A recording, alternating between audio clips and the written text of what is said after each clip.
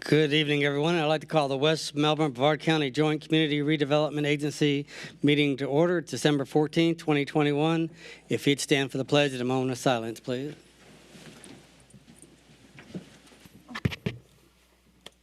I pledge allegiance to the flag of the United States of America and to the republic for which it stands, one nation, under God, indivisible, with liberty and justice for all.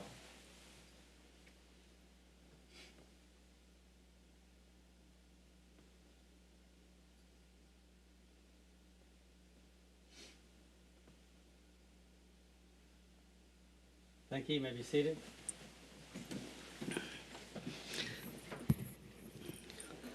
Roll call, please. Chair Rose. Here. Vice Chair Ditmore. Here. Board Member Bachelor. Here. Board Member Bentley.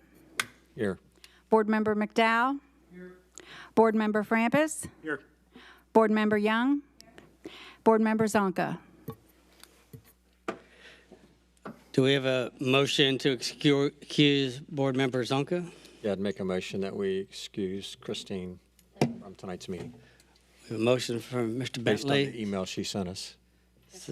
Second from Ms. Young. Any discussion? All those in favor say aye. Aye. Oppose? Nay. Motion carries 6-1. Who voted nay? Bachelor. Thank you. It's two of us. Nay. Okay. The city got one. You voted nay also? No, I said they respect. Two of them. Two. Okay. So she is excused with a 5-2 vote with Frampus and Bachelor voting nay. Item number 4, selection of a chair and vice chair for the 2022 year. All right.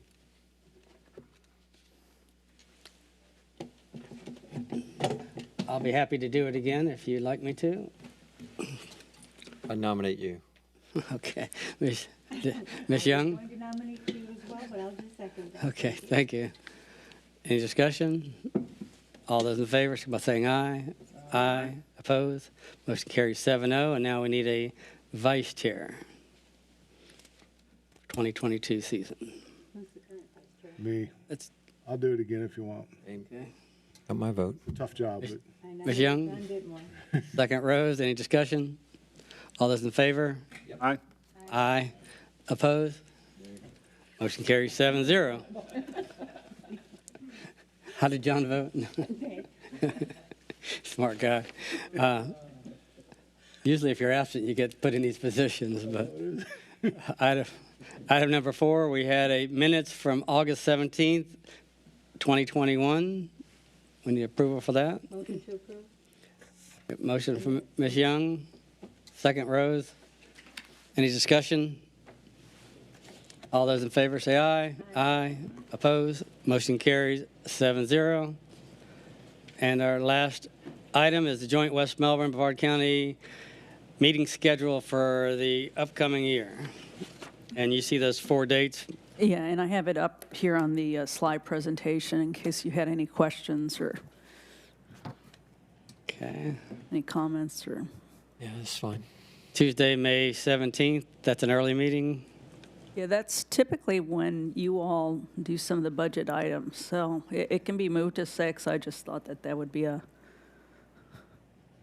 good way to kind of start things, is to make sure you had enough time. All right.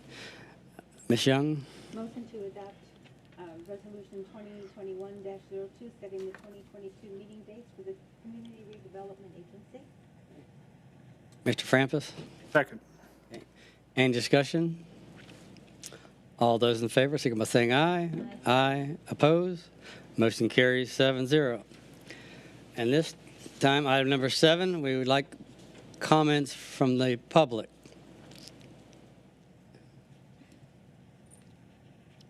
Seeing none, we'll close the public comments. Any questions for Mr. Morgan? Or anything you want to give us? Vic? No? Not on the redevelopment agency agenda. Thank you, Mr. Chair. All right. Seeing none, this meeting is adjourned. Amen. Boy, he runs a fast meeting. Yeah. Very efficient. Let's see if you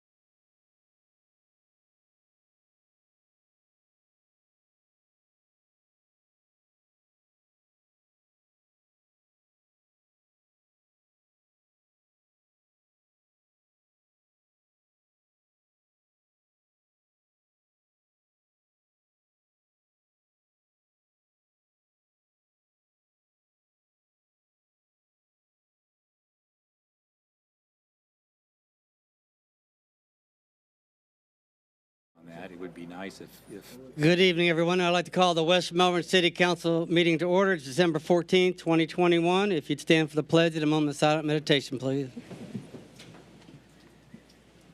I pledge allegiance to the flag of the United States of America and to the republic for which it stands, one nation under God, indivisible, liberty and justice for all.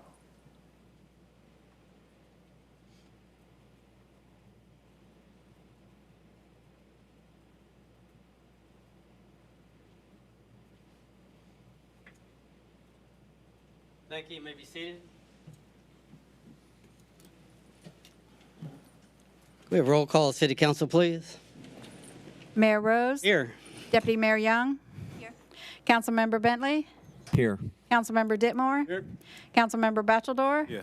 Councilmember Frampus. Here. Councilmember McDowell. Here. Great. It's good to have everyone here tonight. I'd like to welcome you and thank you for coming to this December 14, 2021 meeting of the West Melbourne City Council. This is our last meeting of this calendar year. Members of the public are welcome to speak on any issue, whether it's on tonight's agenda or any issue that's important to you. Speakers should fill out a speaker card ahead of time and give it to the city clerk. They're located by the front door there. After you've been recognized to speak, please use the microphone and direct all your comments through this chair, and we'll give you 3 minutes. Thank you. All right, I'll turn this over to Christie. We have one public hearing tonight, apartments site plan. Okay, Mayor and Council, give me 1 minute to load this up. Just for the record, my name is Christy Fisher. I'm the City Planning Director. And this case is something that you all as City Council had seen before for the rezoning and the small-scale amendment, the map amendment to the comprehensive plan. And per the processes that we have, because of the size and the number of units, the initial site plan doesn't just go to the Planning and Zoning Board like it used to, it also goes to you all. Okay, this is a slide I usually ask for Mr. Richardson's help with. All right, as you all are aware, this is a quasi-judicial item. Therefore, if you've had any communications regarding this matter outside of a public meeting prior to this hearing, please disclose the identity of the person or persons, group or entity with which you had that communication, the general substance of the communication, and any matters discussed that are material to your decision here tonight. If you've received written communications that you haven't already provided to city staff, please do so those can be included in the city's official files. And please disclose anything in the nature of site visits or extraordinary research you may have done that resulted in information that might be material to your decision here tonight. Thank you. Mr. Frampus? My only disclosure was a Google search map on looking at how the property laid out, so that's it. Thank you. And I did a drive by the property to look how dense the forest is in there. Thank you. Anyone else? Okay. Okay. All right, the background of this property and the project is the applicant is Jake Wise. He's a civil engineer for the applicant. He's in the audience. And the property as shown on this aerial is in this red polygon. Remember, they had a north piece that was a house, and that was zoned commercial. Now it's zoned back to residential. We all did that earlier this year.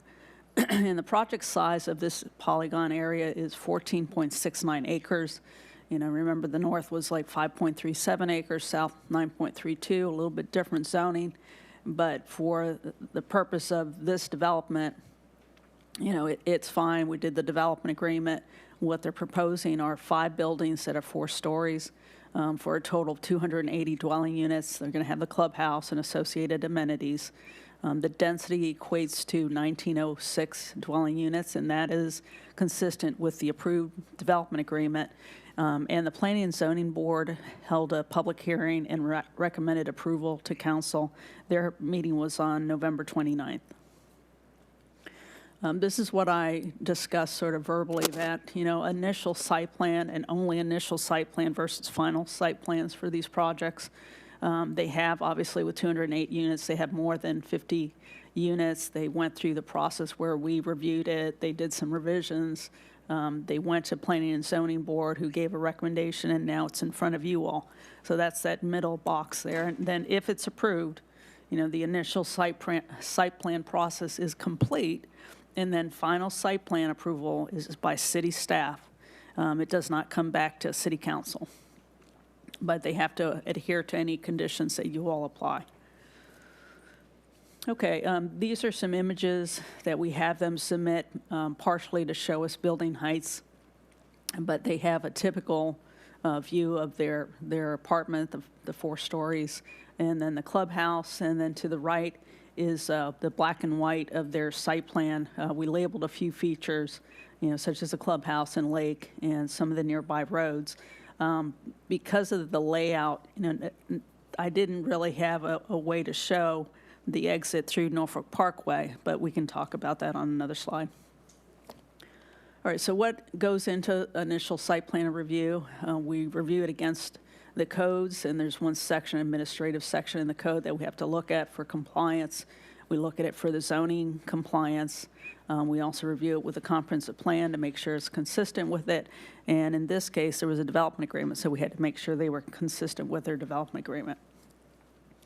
All right, so the plan does meet the code requirements for content. Second bullet says of note, 2 driveways. They're going to have one leading from Promise and Brevard's private driveway. So remember, that's sort of that bridge that leads out to Norfolk Parkway. And that's where they're going to have the ability to go both ways in and out, no problem. That's going to be a full access for them. In contrast, the second driveway is only a right-in, right-out on Minton Road. So that's the county road. Minton Road's not the city. Norfolk Parkway is a city road. And that one will be right-in, right-out. The next thing talks about the recreation in lieu of payment. So that's probably going to come to you as a recreation agreement, just like we have all the other recreation agreements for multifamily developments, and that we might bring that to you in January, but that's something the city attorney will work with their attorney about. And then lastly, zoning regulations for R2 or R3 zoning have been met or were specifically addressed in the approved development agreement. So that brings me to the development agreement. All the conditions that we had were met, and then the second bullet tells you about some of the specifics that we listed in the development agreement. They stayed to the 200 units. They did limit, connection to Minton Road. It's not their main entrance. Their main entrance is Norfolk Parkway, and they're not exceeding 4 stories. And they did submit a plan to show, trees and irrigation on the south side of Norfolk Parkway. In terms of the comprehensive plan, they are consistent with the medium density and urban density residential.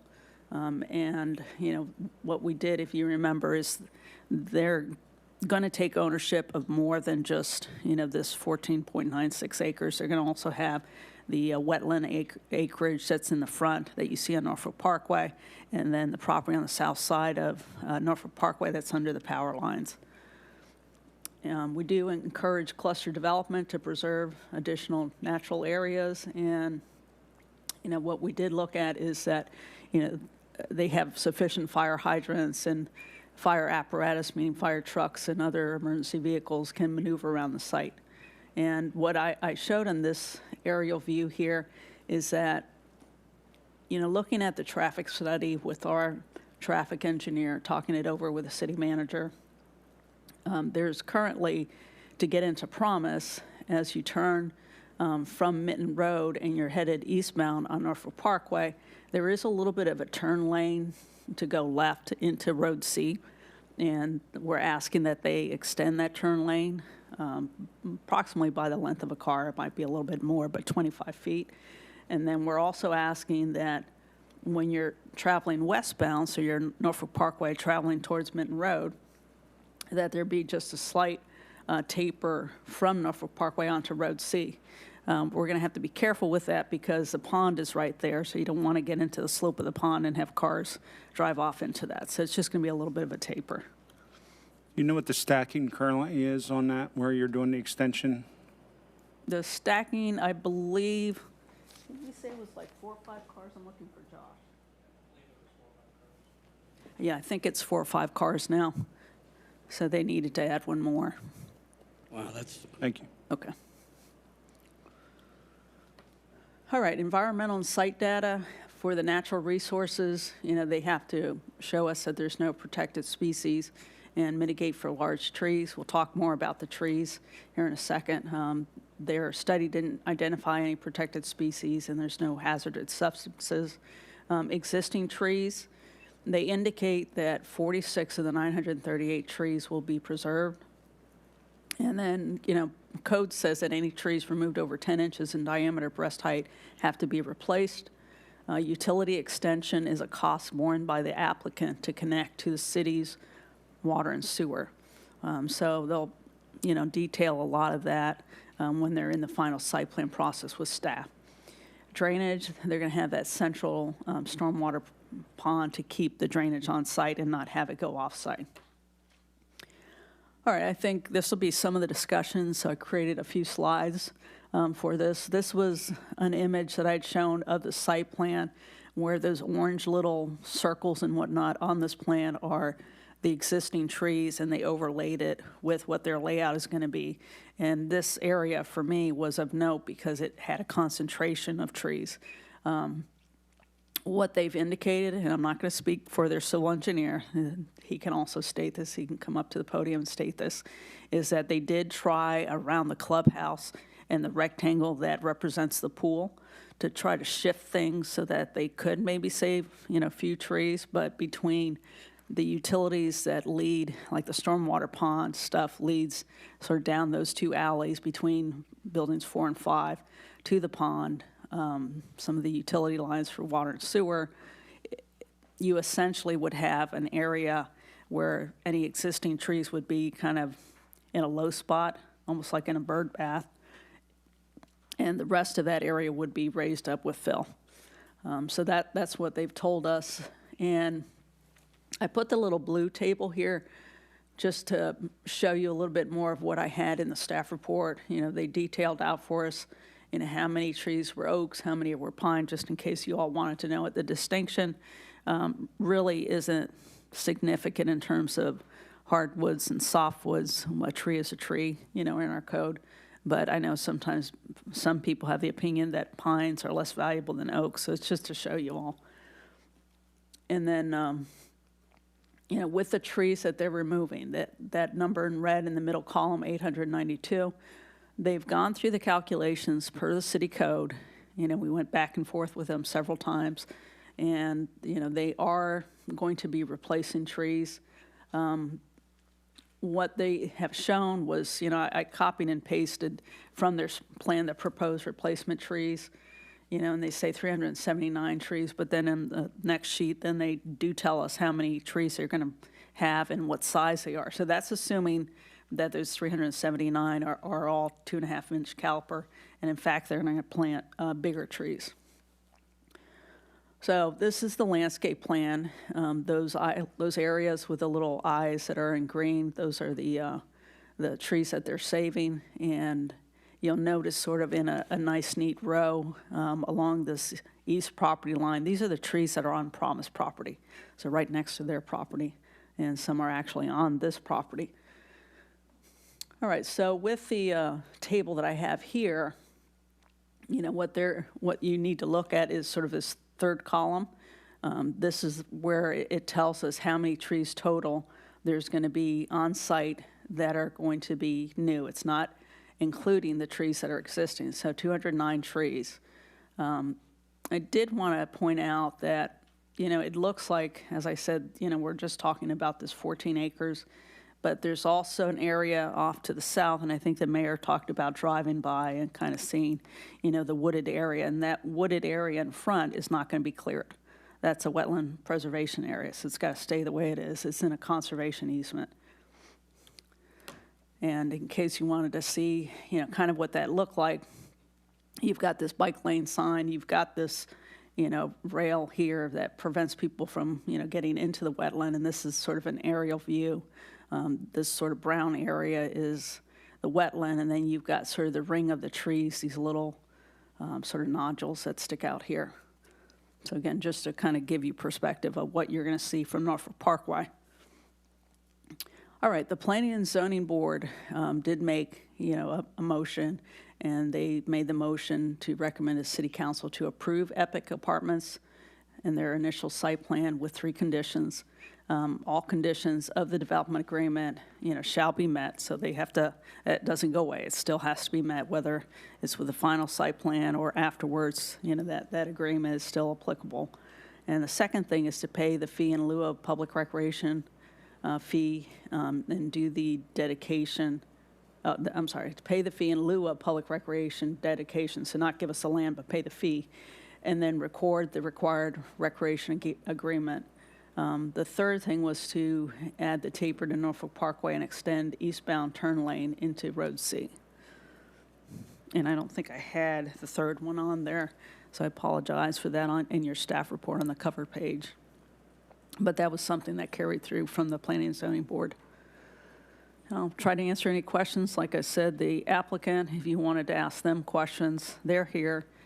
If you have sort of technical questions of staff of that initial site plan, I made sure that our reviewing city attorney or city engineers are here too. I'm going to open up the public hearing now. Does anybody from the public wish to address City Council on this topic?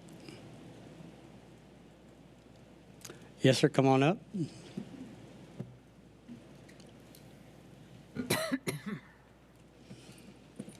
Thank you. Jake Wise, civil engineer for the project. Can you pull that mic up, or Thank you. you can hold it if you want? Is that better? Okay, great. Thank you. Civil engineer for the project applicant. We have our entire site development team here to answer any questions you may have that I can't. Just to briefly go through a few items. You guys have seen this multiple times. You know the project well. We've gone through the developer's agreement. We've gone through the rezoning, land use change, unity of title with the properties, which is one of the items we discussed with you. And so we won't go through the whole thing again. But just very briefly, the entire property involved in this is almost 33 acres. The developed portion of it is less than 15 acres. So we have a half acre on site of the 15 acres that's being preserved as a wetland and an upland buffer. The rest of the offsite, as staff had showed you, is going to be preserved as well in perpetuity. This is a project that we're doing with Promise of Brevard.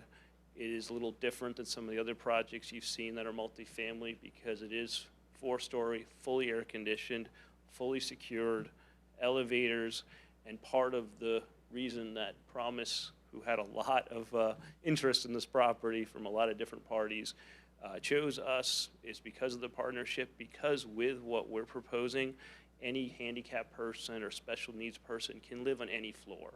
A lot of the 3-story apartment projects that you've seen or even being constructed now are walk-ups without elevators, and they don't have that same opportunity. So we're pretty excited about that. Promise is pretty excited about that, as you guys know.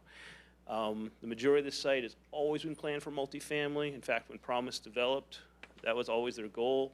We've looked at this time and again over the years with them. They actually master planned the lift station with a sanitary sewer stub out for a multifamily development.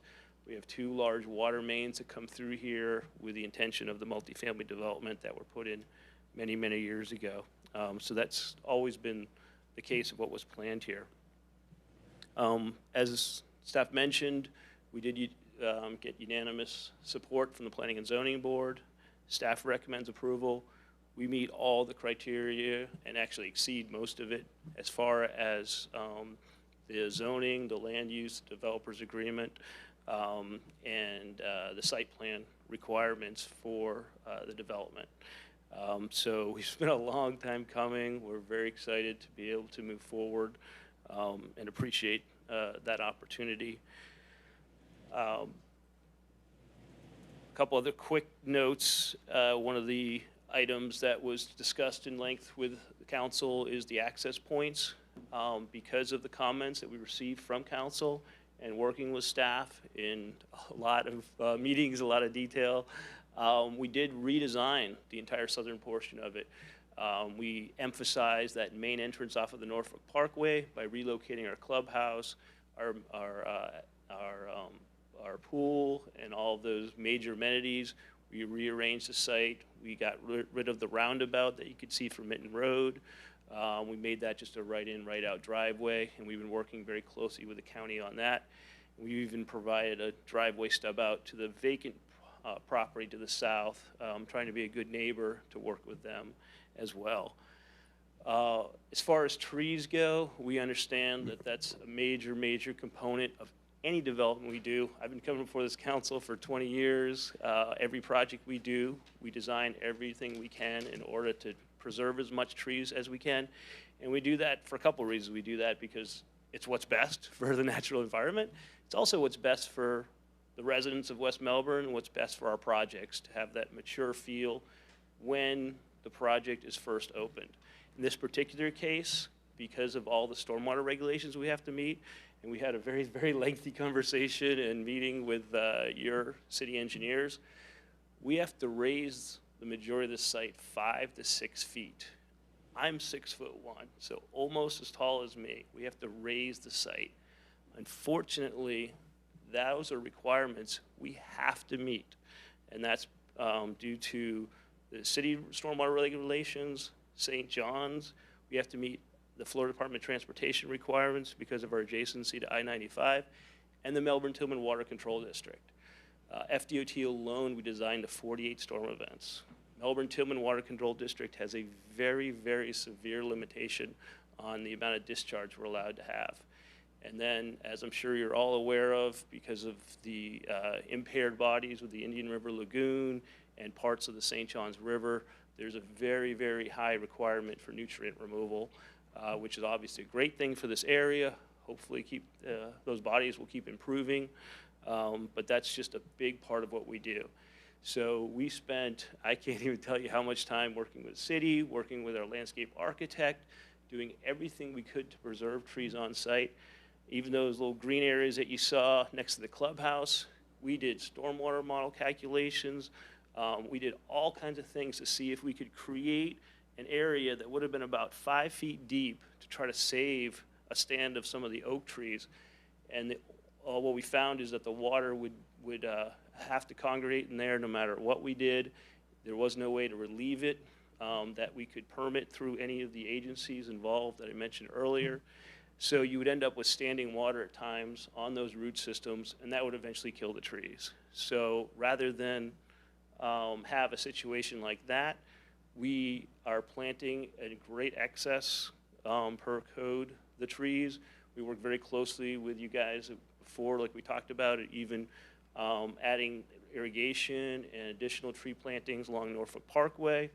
We've agreed to extend the turn lanes to try to help and alleviate turning movements as best we can off that main entrance. So what we're also offering to do is to plant larger, more mature trees. So 4-inch trees instead of 2.5-inch trees, for example, for the majority of the plantings we're doing, which you saw as part of the staff presentation. So we're doing everything that we can within the limits of being able to still develop the site per the regulations that we have to follow. And so with that being said, since you've seen this so many times, I won't add anything more. Be happy to answer any questions you have. And again, we have our project site team here to back me up if there's nothing I can't answer. Thank you. Mr. Francis, did you have a question for him? Most of mine are for Christy, but I do have one question for you. I guess you initially asked the county for a cut through on the median to be able to cross on the Minton entrance, and it was denied. Is that right? I don't know all the details of it, but we were looking at the option of trying to help, what's the subdivision across the street? Carriage Gate. Carriage Gate, thank you. To try to see if we could partner with Carriage Gate to try to help improve them. We've been working in this area for so long. We knew that was always a concern for them. So we did try to partner with them and work something out, but it wasn't able to work out ultimately. If you need more details, we do have our traffic engineer. Well, your entrance on Minton is quite a bit south of where Carriage Gate is. So I guess my really question is that the property on the north already has a cutout onto Minton, and you guys did away with that cutout. That's right. Was that by county Yes, that's by county. request? Yep, the county So told them. so you couldn't have two There's only going to be one. write-ins, Yeah, write-outs? the county told them there's only going to be one, and my recollection is that this is where the county told them it had to be. Yeah, so I give you more detail on that. So that existing driveway cut that the Matthews have for their single-family house doesn't meet any code requirements. It was built a long time ago, so that would have had to been completely rebuilt.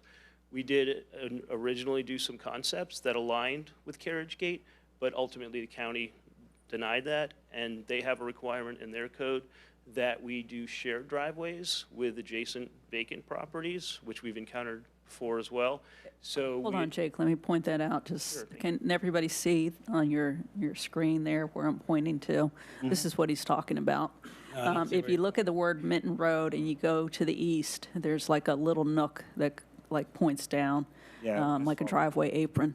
Yeah, that's what he's referring to. So the county code requirement is that we have a shared driveway.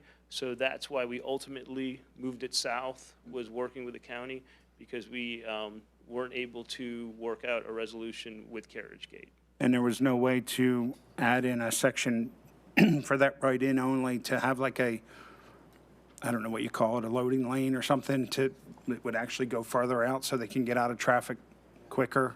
On Minton?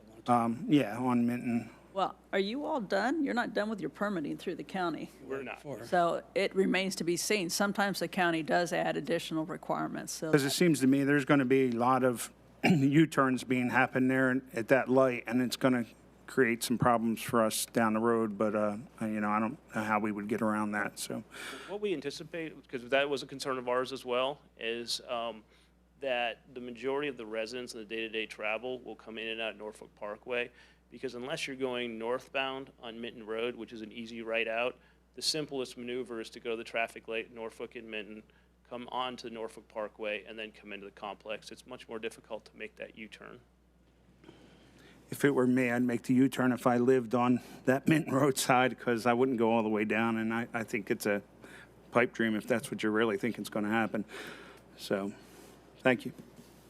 The county will dictate what they want to do. They looked at it, for example, with Wesley Groves, and Wesley Groves was a subdivision that also has to do, you know, a U-turn, and that is something that they looked at. But Wesley Groves, and Mr. Wise also designed that, was one where they only had one access. So the county may not be as lenient on this one, and they may require something different than what he's showing.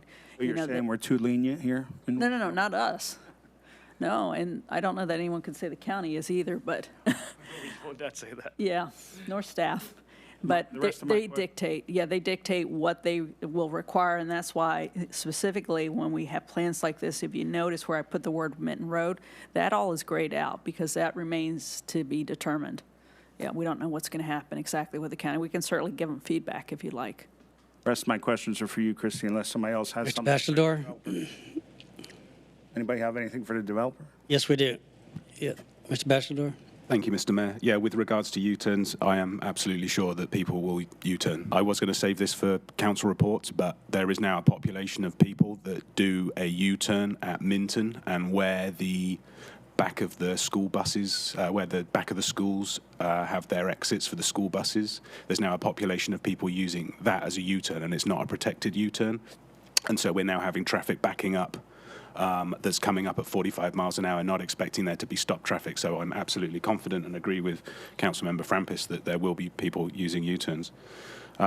Carrying on with traffic concerns, the westbound Norfolk Parkway with a right turn onto Road C, there's actually a bus shelter there. And what I'm a little bit worried about is having a bus stopped there, and where we are concerned, this is a site that is supposed to have exceptional accessibility due to the residents that you are attracting there. So this is going to be, I hope, a well-used bus stop.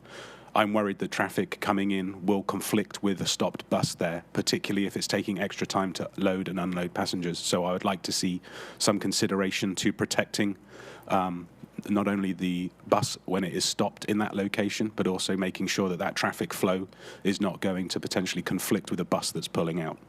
And then my last point is, I don't give you any credit for having to raise up 6 feet, because of the impending overdevelopment of this area. There's a reason that you have to do that, because there's so much concrete around here already. Water management is a massive concern. So I'm afraid I don't have much sympathy for you having to raise up the base, but that's all I have to say. Thank you. Mr. Bentley? Thank you, Mayor. Just one comment / question. On the 6 foot or 6 feet fill that you've got to bring in, how does, and I hear you saying everything has to be kept on your property. How high is Promise? I mean, how does this, I'm worried about it impacting them. Yeah, we've already coordinated with that. They also had to elevate pretty dramatically. I don't know the exact numbers. I wasn't the engineer for that. We did both apartment complexes behind Hammock Landings, however. We did Sawgrass Lakes. Those were all elevated about the same in order to make them work as far as, well, specifically the other 2 apartment complexes. It is looked at a site by site. It doesn't matter what's developed around us or what isn't developed around us, because we do have a lot of vacant and preserved property around us on this specific site. It's on a site by site specific basis. It has to do with the types of soils we have, the elevation of where we discharge to, what the elevations in this specific case is the Melbourne-Tillman Canal, the water table that we're dealing with on the property. So it's a myriad of factors, plus the 4 different agencies that review it, all have different regulations. So when you combine all of that, we end up, if you will, with the bad pun of the perfect storm, that we have to elevate the site as much as we have to in order to meet all those regulations, just like we had to for the other 2 apartment complexes that had the county, had St. John's, had the city, had Melbourne-Tillman discharges. This particular one also has to meet DOT, which those 2 didn't. And with respect to the bus stop, absolutely, we'll look at that closely. We'll make sure we can do everything we can. If we can relocate it maybe and find a safer place for it, we'll work with them on that. Obviously, we want our residents, we want the Promise residents to have the safest possible situation there. So that'll absolutely be a priority for us, and we appreciate very much that kind of input. Thank you, Mayor. Okay, and I have a couple questions about traffic and then trees. First of all, on North Fork Parkway coming off of Minton, you said it will stack 4 cars. That's hardly seems enough for the amount of traffic that's going to be generated in this development. So, Christy, is that a made-up number 4, or is that a traffic engineer? It's all traffic studies. So what happens with traffic studies in these types of projects is they submit a traffic study to staff.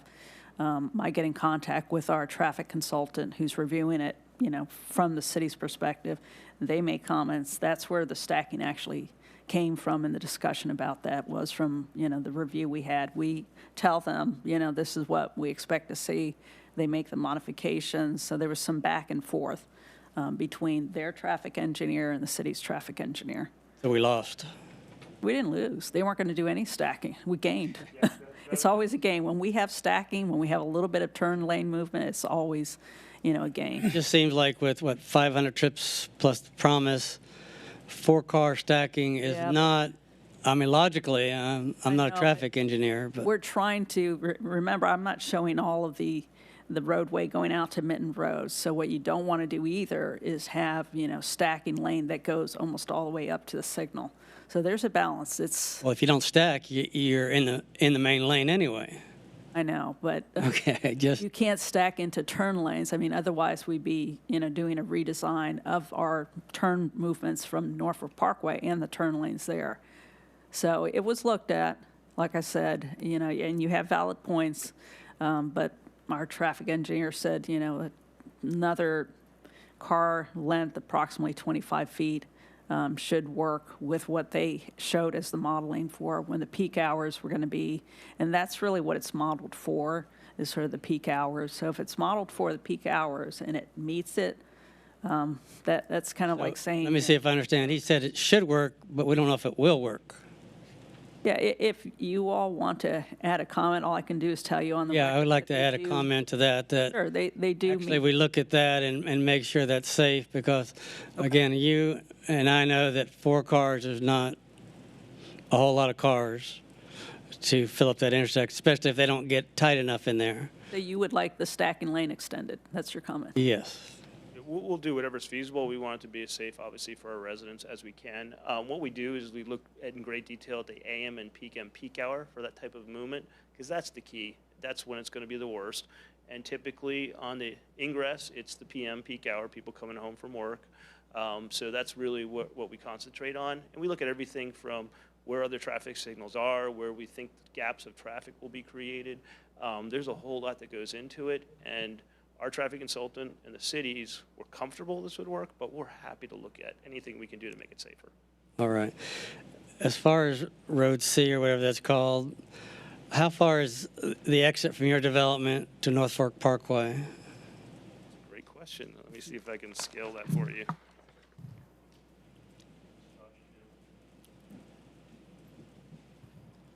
I mean, I can't tell from the drawing, that's why I'm asking. Yeah, no, I don't have that dimension exactly. Well, you got that whole corner property there that it's zoned commercial that's before that. There's also a driveway cut in there, too. 400 feet. 400 feet, okay. All right, let's talk about trees. On page 4A-5, it says, the city staff initially wanted to save more trees, but y'all didn't want to. There's a way of saving the trees if building 4 and 5 had one less unit with a slightly smaller footprint. So if you want to save trees, why wouldn't you consider doing that? We looked at that in great detail. It's not reducing the building footprint by a little bit, or I'm sorry, can you speak into, can you speak into the sorry. mic? We looked at that in great detail. So ultimately, it's the amount of fill. So by reducing the unit count some or changing building footprints, we looked at rearranging things. We looked at reducing the pool, looked at reducing the clubhouse. We even talked about potentially reducing the amount of parking. Ultimately, because of the fill, we just couldn't make it work because the roots would get inundated with water wherever we tried to preserve trees, except along the perimeter. The perimeter from the driving public is going to look great. We're going to overplant it, as we said, larger, more mature trees. But if we have a 5 or 6 foot hole with preserved trees in it, we had no way to get the water out of there after storm events, and the trees would just die. And so we'd end up just replanting them anyway. So we want to do that up front, and we did, like I said, modeling and calculations, did everything we could to try to find a way to make that work. Trying to wrap my hands around that, because the development that I've lived in for the last 19 years that you designed, I have at least 5.5 to 6 feet worth of fill there, and a bird bath for my oak trees. And during a hurricane, water collects in there, but in a day and a half, it percolates out. And Yeah, you're in a much sandier area where it does percolate out. Unfortunately, the soils here do not. Same exact situation we faced with the 2 apartment complexes behind Hammock Landing. We had some wetland areas, and the reason they're wet and the reason we have wetlands on this site is because the soils are so different and they just don't percolate out. The water just stands. So unfortunately, we just couldn't make it work the same way. We looked at under drains, we looked at alternative discharges, we looked at any way we could to lower the pond, lower the site. We just couldn't meet the criteria that we have to meet in order to do the project. And also, the area near the pond, you said subject to high water near storms. So you're not looking for preservation credit on that. But you're making a good faith effort to preserve them. Can you explain a little bit more? Why wouldn't we try to leave those trees near that area? Because you said if they die, you want to put in cypress trees. So I'm sorry, whereabouts was that? Is that in the landscape architect's letter? Yeah, it's in the Yeah. report. Okay. Oh, in the narrative that was written. So what we're doing is you can see on this slide right here, around the stormwater pond, where we do slope back down to existing grade, we actually completely regraded the whole pond, redid all of our design in order to preserve as many trees as we could around there as well. So that is the only opportunity we had interior to the site to preserve trees, so we did. So what we're planting around the stormwater pond are the cypress types of trees that do well with the stormwater, stormwater in the pond rising and lowering at different times during the year. But couldn't those trees survive there depending on? They're not existing. we're planting those. They don't have that type of tree existing. That's not what the report says. Yeah, that's, if the preserved trees around the lake do not survive a large storm, we recommend that they be replaced. Yeah, can I interrupt? I'm sorry. Just so that there isn't confusion about whether there's cypress or not, and I believe Ms. Hall wrote the letter, can I ask her to come to the podium to address what the plantings are going to be? And I think that will clarify it. Hello. Good evening. I'm Susan Hall, landscape architect. Do you need my address? Yep. 244 McLeod Street, Merritt Island. All right. What we did around the lake was we worked with Jake and his team to create some retaining walls on between the front side of the tree and the water's edge, because we're trying to take the trees that are at grade and preserve those where we can. And that happens very close to the water's edge on the normal water level of the lake. In a storm event, we're not certain that those trees might go underwater, and depending on how long they're underwater determines whether or not they will survive or not. So we're making our best attempt to save these oaks. These oaks range in size from 8 inches to 40 inches in diameter.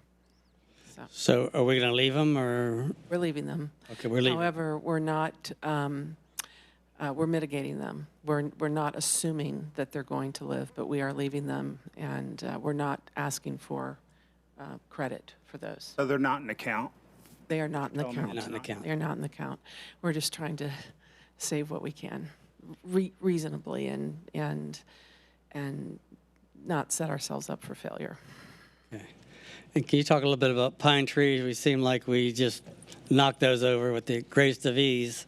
I think I'm one of the few people in Florida that really love pines, from what I hear from my clients. I do want to point out that on this site, there are, the 938 trees and pines on this site. 610 of them do fall below the mitigation threshold. So we're really dealing with about 282 trees that do require replacement. And we have on this site placed pines, a lot of oaks, red maples. In looking at this, we've clustered a number of pines. We have another, in addition to the 209 trees that we're planting, we have 51 trees in the parking lot islands, and we have 97 palms, new palms coming in. So we have exceeded our minimum requirements. We're happy to do that. We like it that our client allows us to do that. We've exceeded it by about 78 trees and the minimum requirements. And then in addition to that, we've added the 33 trees on Norfolk. Do the palms count as trees? No, those are in addition to that. Thank you. Yeah. All right. How old is a 10-inch tree, would you say? The circumference of a... An oak, perhaps? Yeah, perhaps. As an example. I would say it is probably around 15 years old. Okay. And a pine grows differently? They're faster. Yeah. Probably around 10 or 11 years. Mm-hmm. This is a pretty dense forest in there, as Yes, it you know. is. Okay. Yeah. All right. Well, thank you. All right. Thank you. All right. Nothing. No other questions? Yeah. Christie? Yeah, not yet. We're still in the public hearing. Does anybody else from the public wish to address City Council? Seeing none, we'll close the public hearing. Mr. Frampus? Thank you. Unfortunately, we didn't get our changes to the tree preservation act that we talked about earlier. You said that's going to happen sometime in February. Is that right? Yeah, when you asked me, that's probably about February. Yeah. So hopefully the 78 extra trees that they added would have made up the difference there anyhow, so. Right. I do have several questions. On page 7, 4A-7, it talks about the approximate height of the building's 46 foot tall to the roof midpoint. And then on 4A-10, it says that the maximum height is 40 feet. So according to that, we're 6 feet taller than our code allows. So I know we're pretty close to the, you want to explain? Yeah, if I can explain, it's not really that they're 6 feet taller than what the code allows. It's that there's two sections of the code. Either they meet the 40 feet and then they have, and there's a list of the setbacks they have, or if they're going to go over that up until 60 feet, then they need to add, I believe the ratio is, I'd have to look it up, but I believe they add 3 feet for every 5 feet they go above the 40 feet. And so that's how, on the cover page, when you look at the setbacks, they're not like nice, even numbers. That's why the numbers are a little bit larger. So they are code compliant, being 46 feet to the midpoint of the eaves. They are code compliant because they did the setbacks correctly. Is it setbacks from both roads, or is it It's the setbacks from all whole the property or lines. Yeah, how's setbacks that? from all the property lines. So I'll go through the setbacks for you. Well, I'm not going to know whether they comply or not because I don't know what. Well, they do. I mean, if believe they you. required, long, I believe we called, might have been Minton Road, 42 feet. They have 98 feet. The side interior, which would have been, next to Promise, they're supposed to have 27 feet. They have 98 feet of setback. Being that they have 2 road frontages, the other setback would have been 37 feet. They're 82 feet. And the rear, which is kind of, near I-95, is, instead of being just 37 feet, they're 82 feet. So they exceed our minimum setbacks. Okay, maybe just in the staff notes next time. You're right. Yeah, I absolutely concur. I should have changed that. It talks about the natural habitats. It says it appears there's some past permitting and conservation easement requirements that have not been met. Is that something that we need to worry about? No, they Seems like do. As a matter of course of development, they need to get a number of permits, and they're going to get those permits. They won't be able to build unless they do. So that's where other agencies are involved. And my last thing is, it talks about putting up a 6-foot-high construction fence around the property during the construction time, and it also talks about advertising on that fence. We just made the schools take down banners from advertising on the fence. Is that something that's going to meet the standards of Gonna our look at city Mr. code? Richardson. So Mr. Richardson, their proposals, like you see on a lot of those fences where they have sort of that screen, like a silt screen that, says what's up and coming, I leave that question up to you. Yeah, they shouldn't use that for signage. So maybe we could get that fixed. Yeah, and, instead just have I agree with putting fabric on the fence. I think that's a good idea. So having either the green. Oh, I agree too, but I know we just made other people Right. take down advertising, and I Yep. didn't want to do it for one and not the other. Yeah, and if you all could make sure in the motion that, we have that we say, you can't use advertisement as your, fabric. You have to just use a plain fabric on the fence. Thank you. All right. Anyone else? Well, what's the wish of the council?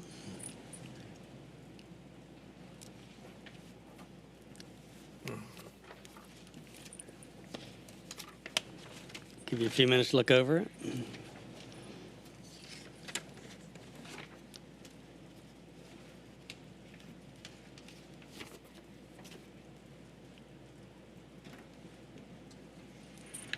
Deputy Mayor Young? Sorry, I'll make the motion. Yeah. I'll make the motion to approve the initial site plan for 280-unit apartment community known as Epic, located west of I-95, east of Minton Road and south of Norfolk Parkway, adjacent to Promise, and provide with the following conditions. all conditions of Epic Property, Inc. Development Agreement recorded on July 16th, 2021, an official record book shall be met, pay the fee in lieu of public recreation dedication, and the stipulation that we just said that you asked us to make sure that we make in the motion. In the turn Okay. lane. In the turn In lane. the there- In the The turn lane, taper, yes, the yeah. extended turn lane, yes, please.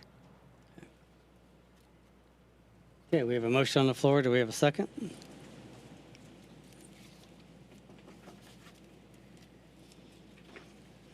I'll second it for discussion. Okay. So what we have here is a development agreement. I guess we call this that we've been through this many times, a unique piece of property. And it seems like overall they're trying to please the code and make the situation work, but, you know. So, any other comments? Okay. So, motion on the floor is Ms. Young presented. Approve the motion as recommended and add those couple of little notes that you have written down. Okay. All those in favor, signify by saying aye. Aye. Oppose? I think motion passed 7-0. Okay. That was easy. All right.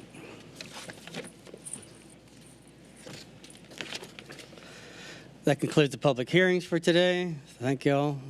Thank you, Ms. Hall. Good job. She did a good job. Next, we have the public forum where speakers are allowed 3 minutes. Do we have any speaker cards? Item 6A, B, C, D is the consent agenda.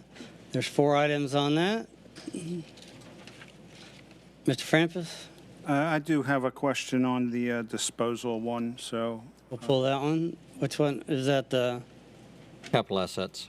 It's what? the capital assets, I think, right? Yeah, 6C, disposal of capital assets. fixed asset disposal. All right. Ms. Young? I'll make a motion to approve the consent agenda with exception to item C. Thank you. I'll second that. So the consent agenda motion is pass items A, B, and D as in dog. All those in favor, say aye. Aye. Oppose? Motion carries 7-0. Mr. Frampus, you pulled item C. I have a question on 6C-6 page where it talks about the approval. It talks about, for all other property less than 15,000 threshold, property shall be transferred, turned in or disposed of without prior approval of the proper department head where applicable. The operating department shall be responsible to initiate transfer disposition processing. Then it goes on to talk about, just prior to that, oh, I'm sorry, I read the wrong section. It talks about getting approval of council. The last thing it says, annually to council for acknowledgement and approval. That's what we're here for. That's this list. But it's already been disposed of, right? Right. So getting our approval really doesn't matter, correct? Well, It just the seems to have that in the auditors want- policy just seems silly. Let us know what was thrown away and why do we need to approve it? All right, well, I will, That's just seems silly to me, that's all. I have talked to the auditors for a couple of years about this. For most of the larger items, you already approved the disposal. Yeah, So if yeah, 'cause there's we do that at the vehicles, time. if there's a tractor. at the time of That's replacement, we fine. approve that. This is more a ministerial, so I don't have to go, well, they did it here and they did it here. So this is a list that, no, if there's an old server and Mr. Bradford needs to like throw it in the garbage because it's from 2013, we're not gonna, we don't leave this stuff piled up, and that was what. I agree that it gets Okay. thrown away. I'm just saying that Right. I'm not going to, basically- I don't know why I'm approving something that already happened. I'd rather just tell me what happened and we'll move on. Well, we're telling you what happened, and there are 2 items on here, just in case there are questions, that I thought afterwards I would explain, there is a $54,000 item for the Ellis Road water main, and it was a timing issue. It was some FDOT work that they requested in addition to that. We capitalized the project in FY20, and in FY20, a lot of us were home and back and forth, and then we got the money in FY21, and we asked Keith, you know, what is this? Well, so we had to pull that money back out of the project that we capitalized the year before. But it's my understanding that we're approving this new policy, correct? The policy was put in place October 1st last year. So what we've told the auditors that we will do, instead of piecemealing it through the minutes, because there are some things on here that are just scrapped. So if we buy new police cars, you're involved in what's going. But I thought we made changes in this policy based on the auditor's request, and Yes. that's what we were doing here, reviewing this policy and re-approving the policy? Is that not No. correct? You're just looking at the disposals for FY21. Okay. Well, then, the wording change, I believe we should make a wording change, but you can take that as you want. The trailer that was disposed of, scrapped, was that the recreation trailer that they had? It's probably 2, 4, 6, 8, 10, 11 items down. Yanmar? It says a trailer red with drop gate on your list. Right below that one. 96. Was that the trailer from the Recreation Department, Mr. Morgan? I don't actually know. Okay, because I know we disposed of one from the Recreation Department, but it was actually, I think Mark got it back in Public Works, and we're able to fix it and utilize it over there, correct? Not. This is this trailer was from 1996, and it was a $1,400 trailer, so I doubt if it was anything that Mark could use. I could be wrong. I'm not a... You recall? Okay, thank you. And Margie, I have one. I don't know if it's just the heading. It says motorcycle emergency lights, and we sold them for $12,000. I think that's just a line item out of fixed assets that came in. It's the entire, that's the whole motorcycle. I was going to bring your attention to the next line.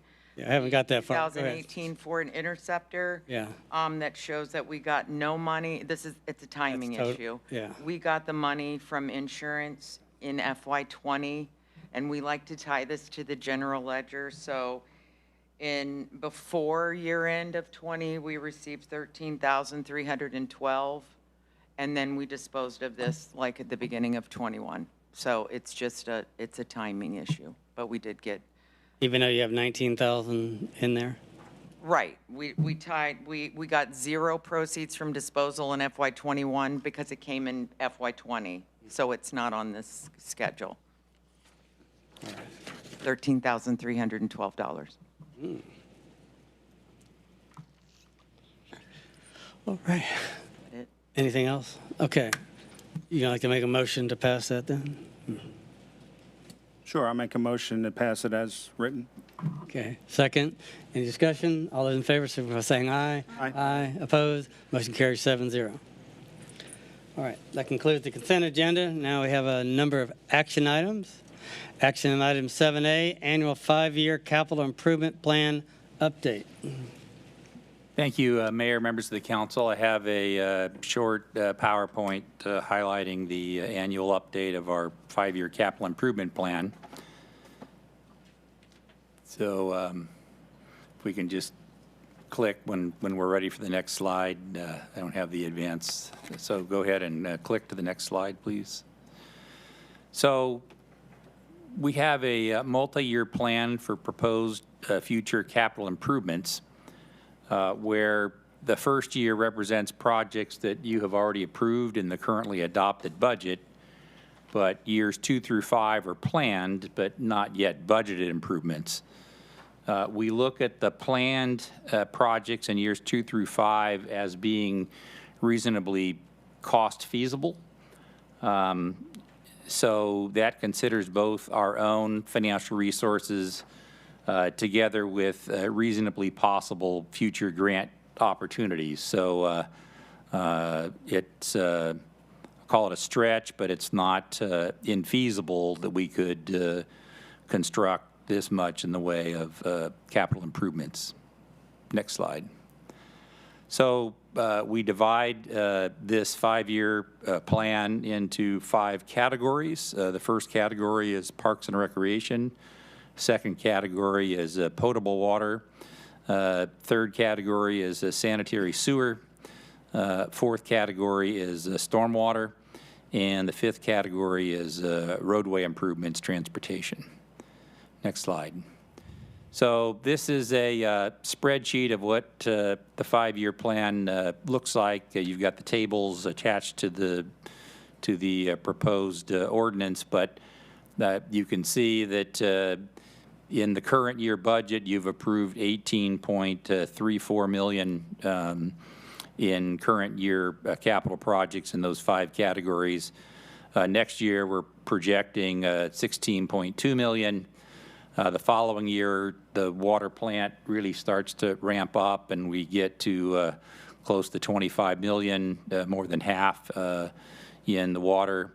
Again, sort of tailing down the water plant, we're at $18.5 million in 24-25, and then back to a $7.4 million level in 25-26, which is the hardest year to sort of forecast future grant opportunities. The nearer term gets a little easier, some of which we have in hand that are going to take over a couple of budget years to construct. But it gets harder to project those out years, so those are really using our own local resources. Next slide. So just in terms of the most significant projects in each category, the most significant park project is a master plan for the property west of West Melbourne Community Park and the potential to acquire property west of West Melbourne Community Park for future park expansion opportunities. I always wonder why we keep putting that $900,000 in there when really we've had no real interest in that property, nor do the people want to sell their property. The third parcel from the park was on the market for a very long time. It came off. We did talk to the broker at that time. The parents that own the property in the middle with a very nice home on it thought about our proposal, but weren't quite ready to sell their property and, you know, downsize. And then the property that would be most valuable to us, the one immediately adjacent to the park, had been gifted already to the son and daughter-in-law. It's vacant. And so, you know, we had described our interest in all 3, but our most significant interest is the one closest to the park. So I'm still sort of holding out hope that the parents will get to the point where they do want to downsize, and they may talk to us about selling what could be used as future park expansion. Have you made any movement at all on the $50,000 expenditure for the master plan? No, that's not in the current budget. That's proposed in next year's budget. Okay. Mr. Ditmore? Thank you, Mayor. Mr. Morgan, when's the last contact you had with the Realtor on this property? Probably been 18 months, 2 years. I rest my case.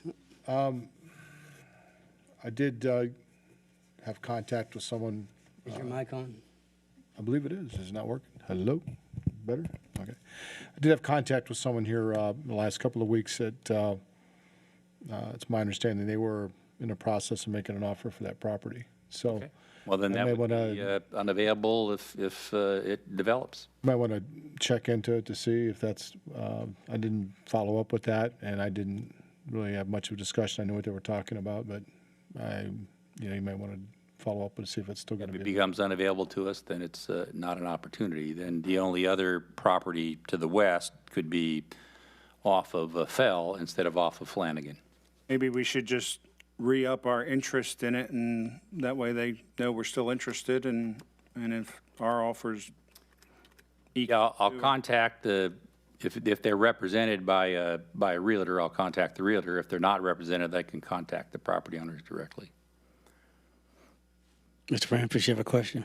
I was going to ask at the end of his presentation, but it has to do with transportation, so. Okay, then we can have the next slide. So again, what are the most significant water projects? So as you know, we've acquired 3.39 acres on Park Hill. We're in the process. The council approved a rough grading of that property, and that work is well underway now. There's another opportunity for another parcel immediately north of there, behind some of the homes on the east side of the road, that Jim Rohde had contacted that property owner to see if they're interested, and they are interested, just not immediately. So we have that in a future year as a possibility of expanding our water plan and public works there. A significant amount of water distribution system improvements to prepare us for the opening of the new water plant, the construction of pipes with raw water from raw water supply wells to the new plant, and then, of course, the construction of the plant itself. Those are all most significant projects. And again, from a previous slide, you see, the largest share of our 5-year plan is in developing our water plant and associated conveyance of raw water and finished water distribution. Next slide. In terms of the most significant sanitary sewer projects, project that is winding down in the design should be completed in March or April, is a major process improvement at the wastewater treatment plant that is a significant share grant funded. And then again, doing very well with grant funding for additional septic to sewer conversions for neighborhoods off of Sheridan Road. So that'll be a major undertaking where we have grants announced, not yet grant agreements in hand, but grants announced that will allow us to move forward with those septic to sewer conversions. Next slide. The most significant stormwater projects, we have a 100% grant-funded project that reduces flood risk in the Melbourne Estates neighborhood. As you know, we're finishing up a project at the sanitary sewer wastewater treatment plant that is a flood risk reduction project that will be completed here in the next couple of months.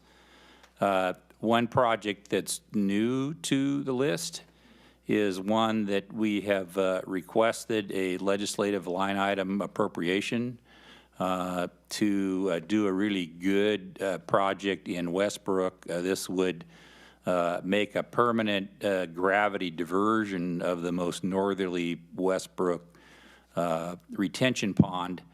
And instead of having that flow through Westbrook, through their series of interconnected ponds, south to Melbourne-Tillman Canal 70, it would be intercepted and taken north to a different Melbourne-Tillman Canal.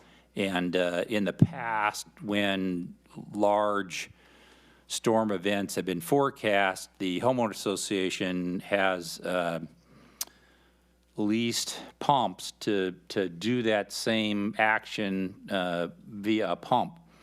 But that's very expensive, and you run the risk of not having it work, running out of fuel right when you need it. This would be a permanent gravity solution that would reduce flood risk throughout Westbrook. And so we're asking for $460,000 from the legislature for that, of a $700 and something thousand project, a very good project. And then Which Which legislator is promoting this bill? We have Representative Fine on the House side, and we have Senator Mayfield on the Senate side. So we have both representatives supporting that. So we're hopeful that that might make it through the legislative process and the governor through the line item veto process. So we're hopeful. Also, I have a question on that also. The house that we purchased, that we knocked down, is that in Melbourne Estates? And Yes, that will is be part of the- that design. Yes, sir. And then there had been a couple of representatives from Hollywood Estates that came into the council a couple of times over the years, and they're concerned about nuisance water in the streets, and so included in here, we think that that could be the possibility for a multi-year effort to start that reconstruction of their drainage system through application of community block grant funds, small city neighborhood renewal grants. And so we've been successful every few years at securing those for our some of our neighborhoods with infrastructure deficiencies. And it's the only way we could think of. I know when the council was talking with those homeowners, you know, what would it take? And we looked at this as a more than $2 million activity. And so we would have to bite it in phases and see if we could get grants. But we hadn't forgotten what those homeowners had requested. And so in a future year, once we conclude our Melbourne Estates project, if we go a couple years without getting a CDBG grant, then you can score more points for not having had one recently. And we think that that neighborhood would qualify for that opportunity. So that's a significant new opportunity for us in the plan. Mr. Morgan, I didn't know that they would be getting money for nuisance water as opposed to real water that floods a house. Yeah, the CDBG requirements are to benefit low and moderate income neighborhoods. They don't specify a standard of reducing flood risk. Certainly, when we submitted for Melbourne Estates, we showed that it reduced flood risk, and that's why we got some CDBG disaster recovery, special CDBG money after a hurricane that flooded the neighborhood. So it wouldn't score as well, but it may score well because of the income levels of the neighborhood would have, that's a high scoring component of those grants.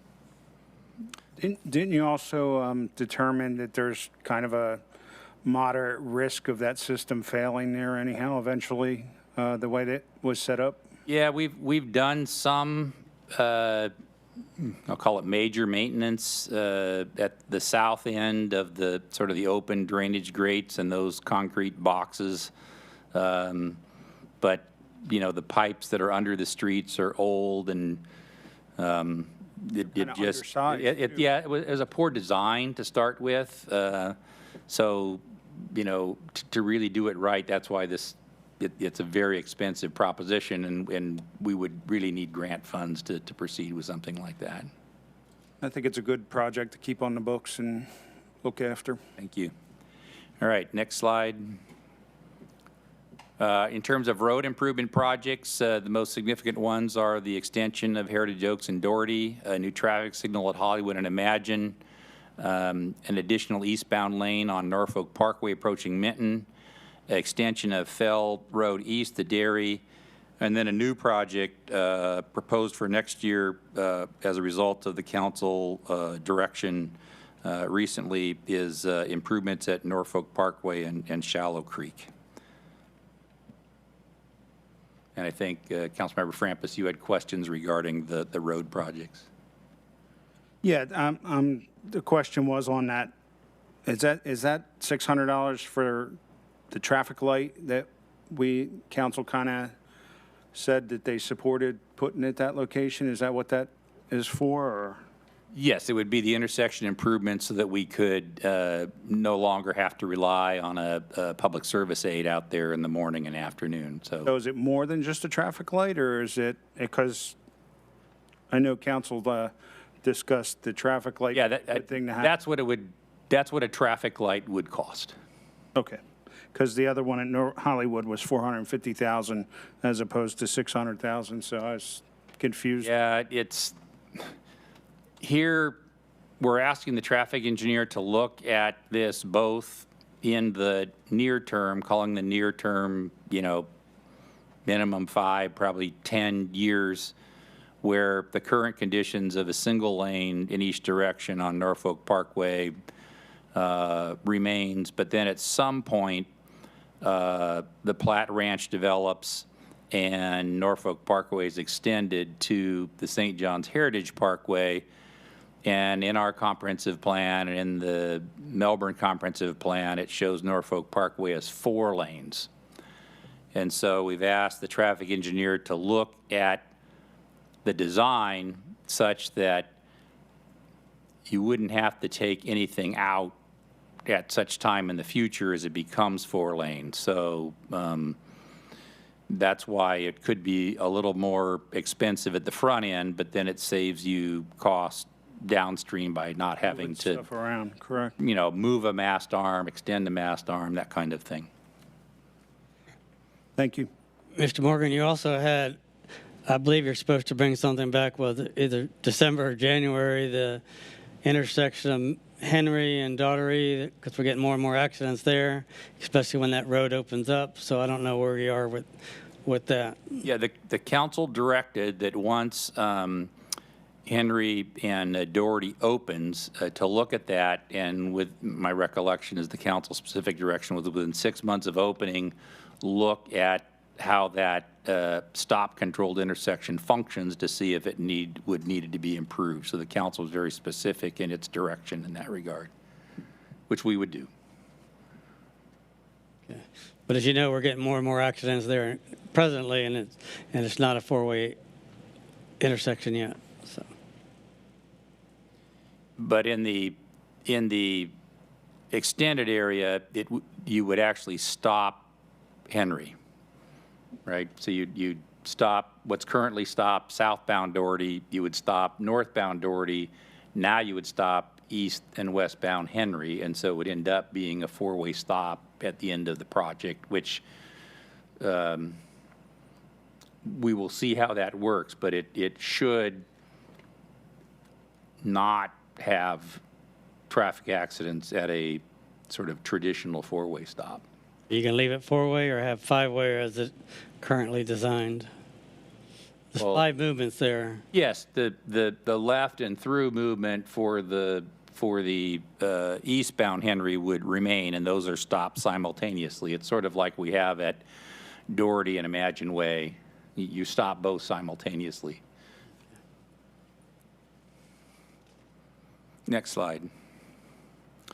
So because this is a first reading, the first recommendation is to ask the city attorney to read the ordinance by title only, to consider any public comments, and after any public comments, to approve the first reading and set a public hearing and second reading for your next meeting on January 18th. Mr. Bentley? I was just going to make a motion if you're Let him read that.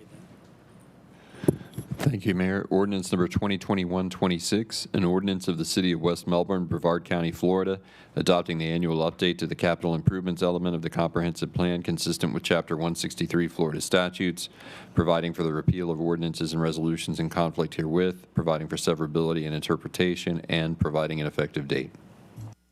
Does anybody from the public wish to comment on this ordinance? Seeing none, I'll close that. Mr. Bentley? And make a motion, we approve the first reading of ordinance number 2021-26 and set a public hearing and second reading date for January 18, 2022. Mr. Frampus? Second. Any discussion? Mr. Bentley? No. Okay. We have a motion and second. All those in favor, signify by saying aye. Aye. Opposed? Motion carries 7-0. Item 7B, 5-year extension of the emergency water agreement with the city of Palm Bay, Florida. Yes, Mayor, members of the council, by way of background, back in 2009, when the Palm Bay Road Widening Project was underway, Palm Bay and West Melbourne worked together to extend a water line under Palm Bay Road that would support a future emergency water interconnection between the two water distribution systems. And in 2011, Palm Bay formalized an agreement with Melbourne. And in 2013, West Melbourne and Melbourne entered into a new water supply agreement that provided the ability for West Melbourne to enter into an emergency water agreement with Palm Bay. That was worked out in the summer of 2013. And then in October of 2013, the Palm Bay City Council and West Melbourne City Council approved the current emergency water supply agreement between the two cities. The agreement that is proposed to extend for 5 years to December 31st, 2026 is identical to the current agreement. We hope that it never has to be used, but in the past 8 years, West Melbourne utilized this twice when Melbourne had emergency disruption, and we needed to have emergency water supplied from the city of Palm Bay. And so it has proven valuable in the past, and it's a good insurance policy. And so it's my recommendation that the council approve the extension of the agreement with the city of Palm Bay. Mr. Frampus? Yeah, I'll make a motion to approve the extension of the emergency water supply agreement with Palm Bay as written. Mr. Bentley? Second with a comment, question. Yes, go ahead. You said identical. Does that mean the price per 1,000 gallons was exactly the same? They didn't raise it for the next 5 years? Yes. Wow, thank you. But the price goes two ways. If they take our water, it's the same price, correct? Correct. All right. We're just a middleman there. Okay. We have a motion and a second. All those in favor, signify by saying aye. Aye. Aye. Opposed? Motion carries 7-0. Items C, final plat for the dunes at Heritage Oaks. And Ms. Christie, load her PowerPoint up there. Thank you, Mayor and Council. Give me just a minute.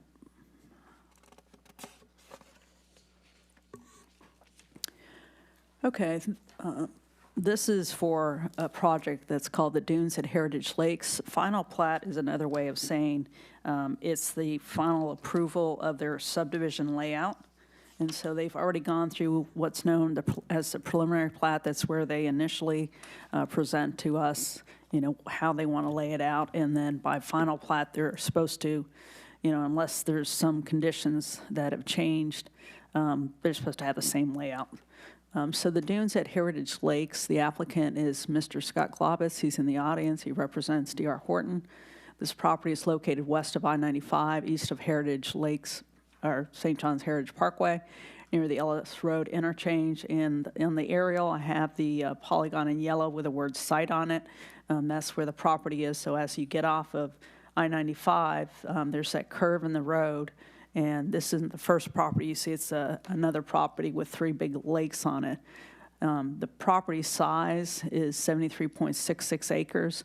What the applicant has requested by way of layout of the subdivision is 146 single-family lots and 10 tracts. They have a stormwater tract, so the 3 lakes become one, a road tract, landscape, open space, utilities tracts, and then mail kiosk, landscape access tracts. All subdivision plats are a 2-part process. We went to the Planning and Zoning Board, so we got the recommendation from Planning and Zoning Board, who conducted that meeting on November 29th. They recommended approval to City Council with conditions, and then you all as a governing body.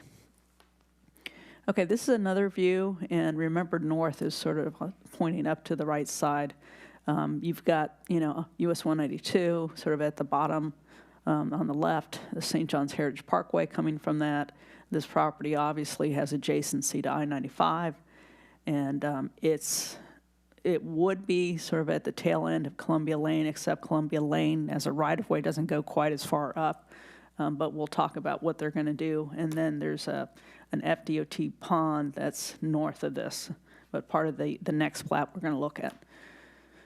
So in June 15, 2021, that's when we looked at the preliminary plat, and that's when, you know, they had two options at that point. Either they could, you know, go finish the construction drawings and go build all the improvements, all the infrastructure improvements, so that the subdivision could be built and populated with houses, et cetera, or they have the option, you know, per our code, to post performance bonds. So that's the latter option is what they're choosing. That's why I have that arrow next to it.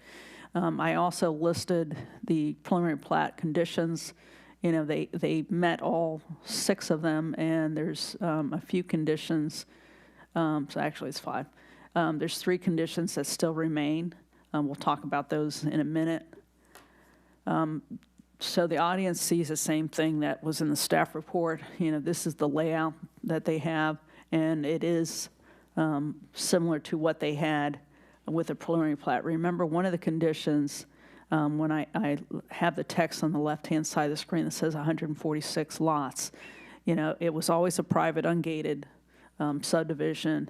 One of the things in the preliminary plat we had them add was access to Columbia as a sort of emergency access, and that's that sort of candy stripe yellow area.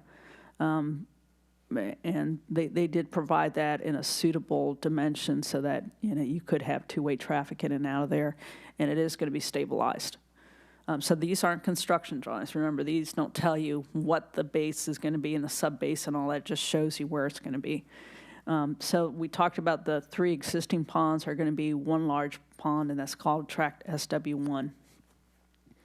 All right, for tract information, these are the ones that are not part of the 146 lots.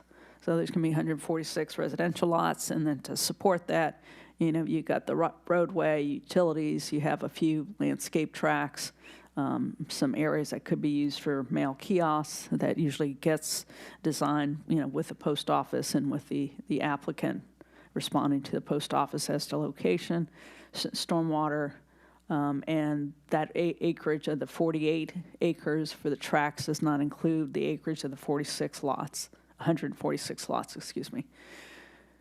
Utilities, they're going to have to extend water and sewer lines. So some of this stuff here, it doesn't show up on the plat. It shows up on the construction drawing. So if I could just back up a minute and let you all know that with each subdivision, there's a set of very technical engineered drawings to show how they're going to bring in the water line, what's it going to look like, sewer, you know, all the major infrastructure. And so that gets reviewed by the city department. So our engineer, our water and sewer department, planning has a part in it. So when I talk about utilities, you know, it's not going to be shown on the plat, but wanted to assure you all that they do know, and they are planning to extend water and sewer lines, and that will be in their performance bond. They're going to have to include that cost. So it's not just on site that the water and sewer is right next to them. They got to bring it along Columbia Lane. Chris, a question on the currency of schools. Mm-hmm. How do you come up with 76 students? I didn't. That's the school board. So they have student generation rates, you know, per unit.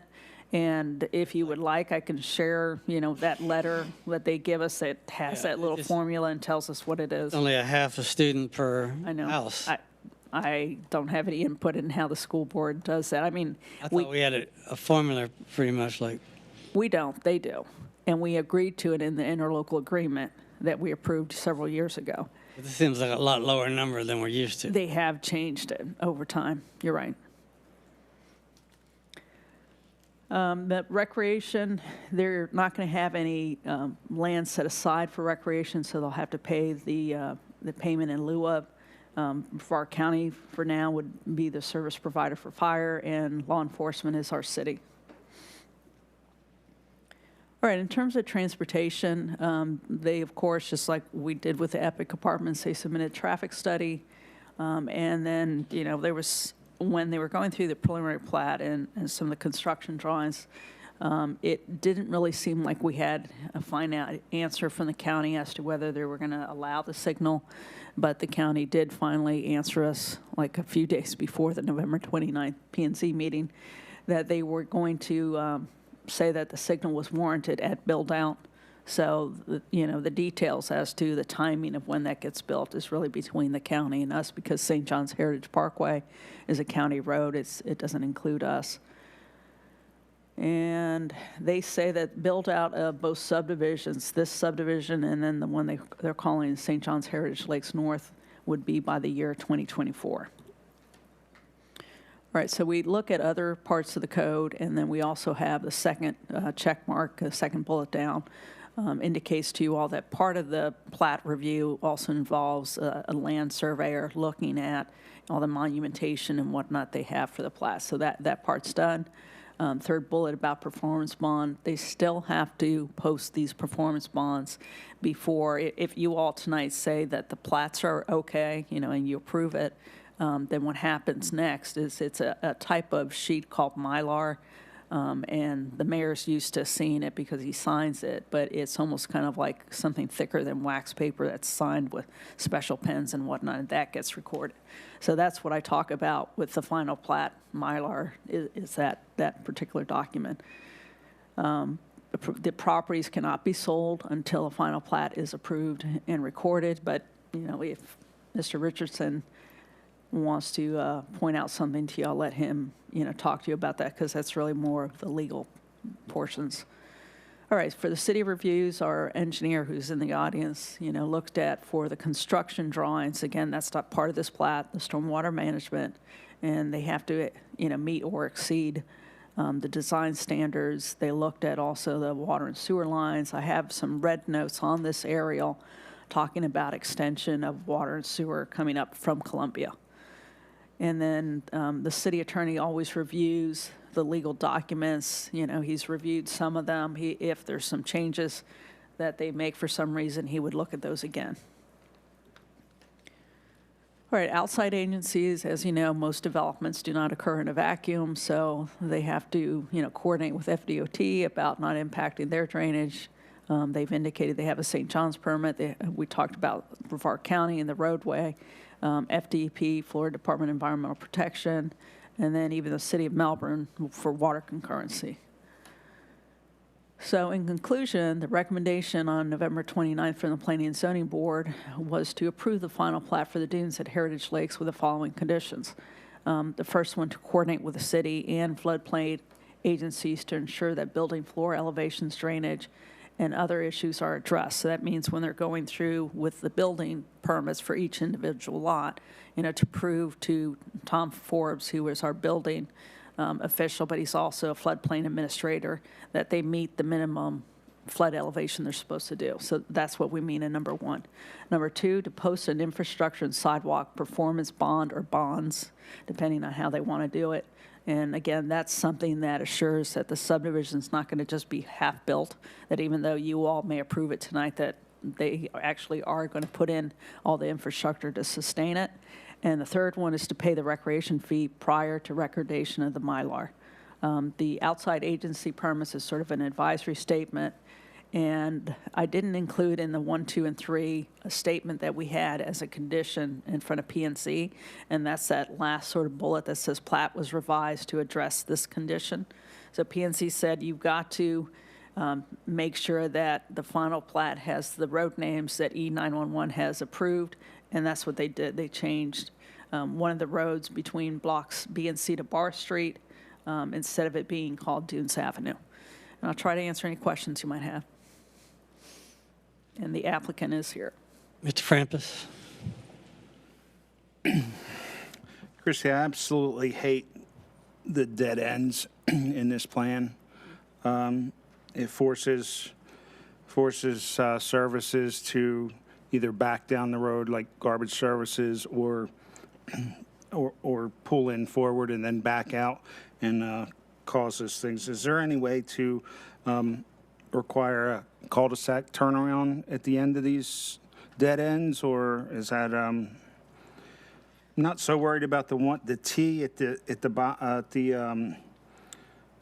south east side, but the longer stretch on the At the north end of McFarland yeah, Drive. it just seems like there's nowhere to turn around, and it's just the, having a garbage truck back down your road is not the best thing to do. Yeah, I understand it. And to answer your question, there are provisions within the county's fire code about, how far their apparatus can go without having a T turnaround. So that's why McFarland Drive ends up doing that T at the south end, like you said.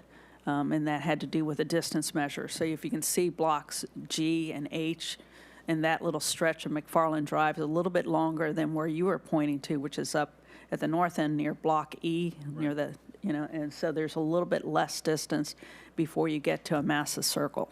So again, that's all technical stuff that the fire department kind of works out, and our Tom Forbes, as a fire marshal, he opines on that and makes changes.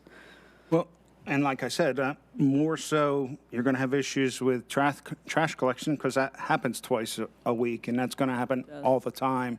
Hopefully, we never have a fire truck down there, but we're going to have a garbage truck down there twice a week. Yeah. And they're I going to be understand. backing out of that road, and it's going to be dangerous for the residents. And It's not an optimal design, I agree with you.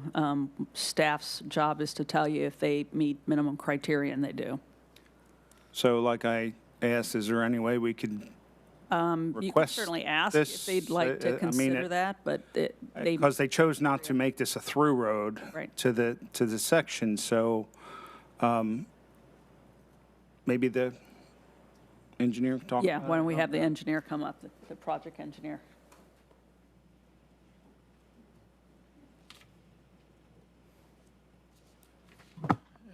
Good evening, Mayor, Council. My name is Ken Ludwa with BSE Consultants. We are the applicant's engineer. Mr. Globitz is also here.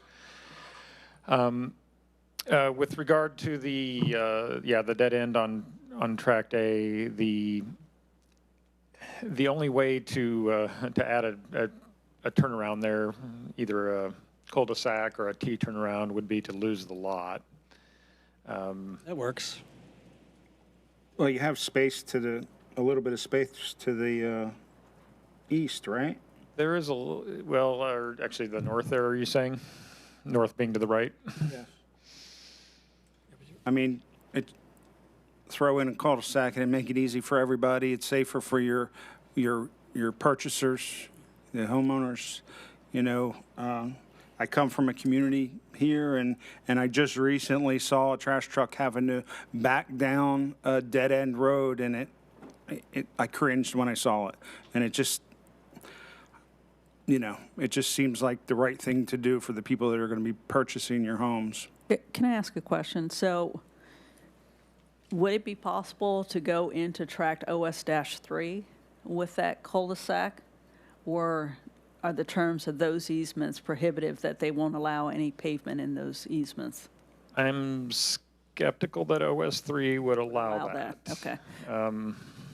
Yeah, and that has to do with those utility lines. That's why I'm asking that. So the only option they have is part of that access. That's what that little finger is on the north side of Block E, above Lot 25, to get into the stormwater tract. Well, maybe we can make Lot 20 and 19 a little smaller and make some room. I think it's a good idea to do that. It's just going to be dangerous for. It's not good planning. I mean, I know our planning director wouldn't draw something like this for ideal planning, would you? She already said it wasn't a good concept. Yeah, but again, we look at it from the code lens, so yeah, it would be better to have. I mean, I agree, it would be better to have a little bit of a turnaround there. I see it as a safety issue, and then I wouldn't want my kids down there, that's for sure. I think the other question here is if we are adjusting lots there, is that something that can be approved conditionally? Is that? I'm going to defer to the city attorney. Yeah, I think as long as the direction is clear enough, then they could go ahead with an approval, recognizing that a change is going to occur. But it would have to be a pretty clear direction from council and agreement from applicant that we can make sure the intention is accomplished. Otherwise, it would require My a return direction to would just council. be Cul-de-sac. turnaround, appropriate turnaround area at the, whatever that may be. I don't know how big trash trucks are. I don't have that. Mr. Richardson, do you want to help us at the end with a condition? I can try.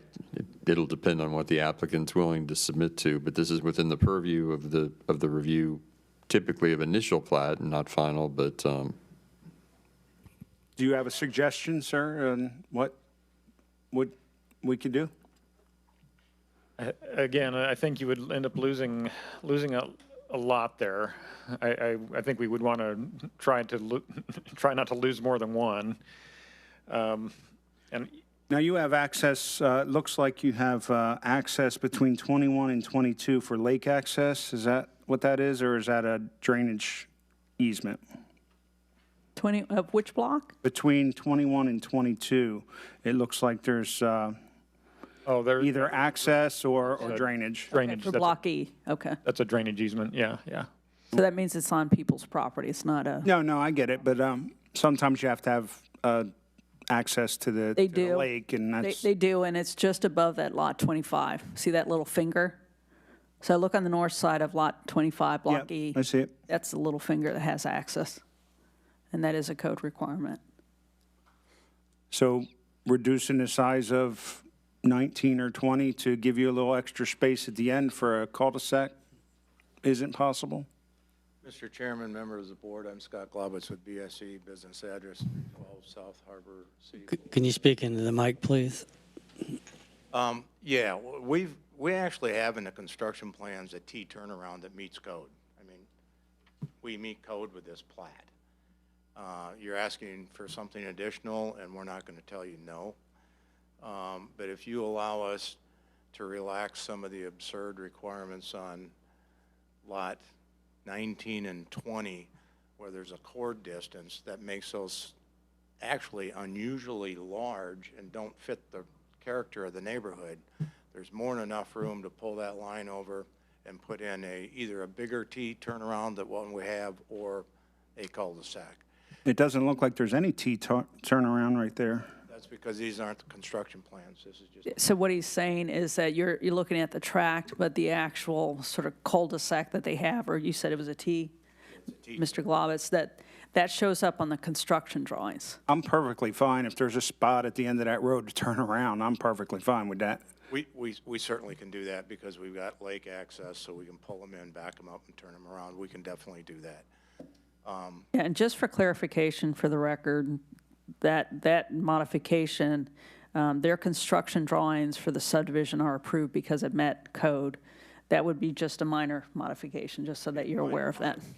I would ask for your approval of this final plat, letting staff see this change. We get it done, and then it can come to the mayor for signature, that we don't have to come back for board. I'm not clear exactly what the change is. Can you explain that? Well, are we looking at modifying Tract A in its shape, or is that still going to be the same and we're really Tract just A? doing a It's modification hard to read this on mine. to the, and I think that's why Mr. Richardson asked to We have can it be either- carefully worded. We could either modify Tract A, or we could add an easement down there that's coincident with the stormwater easement and make it work that way. So I think between Mr. Richardson and Christie here that we can certainly make those adjustments. We'll make the adjustment to the construction plan also, even though the plans are approved, because we don't want something constructed incorrectly. So, I mean, the two got to go hand in hand, so that's easy for us to do. And that's, in all honesty, that's a tomorrow morning change, and it's done. So I'm not clear again are we talking about McFarland on the bottom left? No, we're No. talking at Block E, not at Block I. Okay, So, yeah, you have one of those red pens where you can, I don't have a red pen. okay, Near lot 25, Mr. Yeah, near lot, bottom right. So look at the squiggly line on your screen of this plat. And if you keep following that squiggly line out towards I-95, we're talking about that end there of McFarland. So not where we have the yellow candy striped area, but at the north end. What about that side? Isn't that to pull in and back out too? For which side? The south side with McFarland? The left side, I don't know which. No, that they actually do have enough area to do a turnaround. Yeah, Where? they would just do a On simple McFarland at the T-turn south there, end. I'm guessing, and just do it like Those on the south side, those are large T turnarounds, plus access to the emergency, access to Columbia Lane that staff asked for. Yeah, that's going to be a stabilized surface. So they have plenty of room to turn around, both on the stabilized surface and on that portion of McFarland. Yeah, I guess I don't see it, but that's, You don't see it? I could try to, Approach the screen and put my finger on it. we can't see it. I can't see that angle. can't but- see Can't that. see that. I roll the screen around. Sure. Christy, if you go to the bottom left-hand corner of a PowerPoint slide, you'll see that there's some faint symbols that come up. The third symbol from the left actually allows you to use a laser pointer, a virtual laser pointer on the screen. on and off. Let IT do that. All right.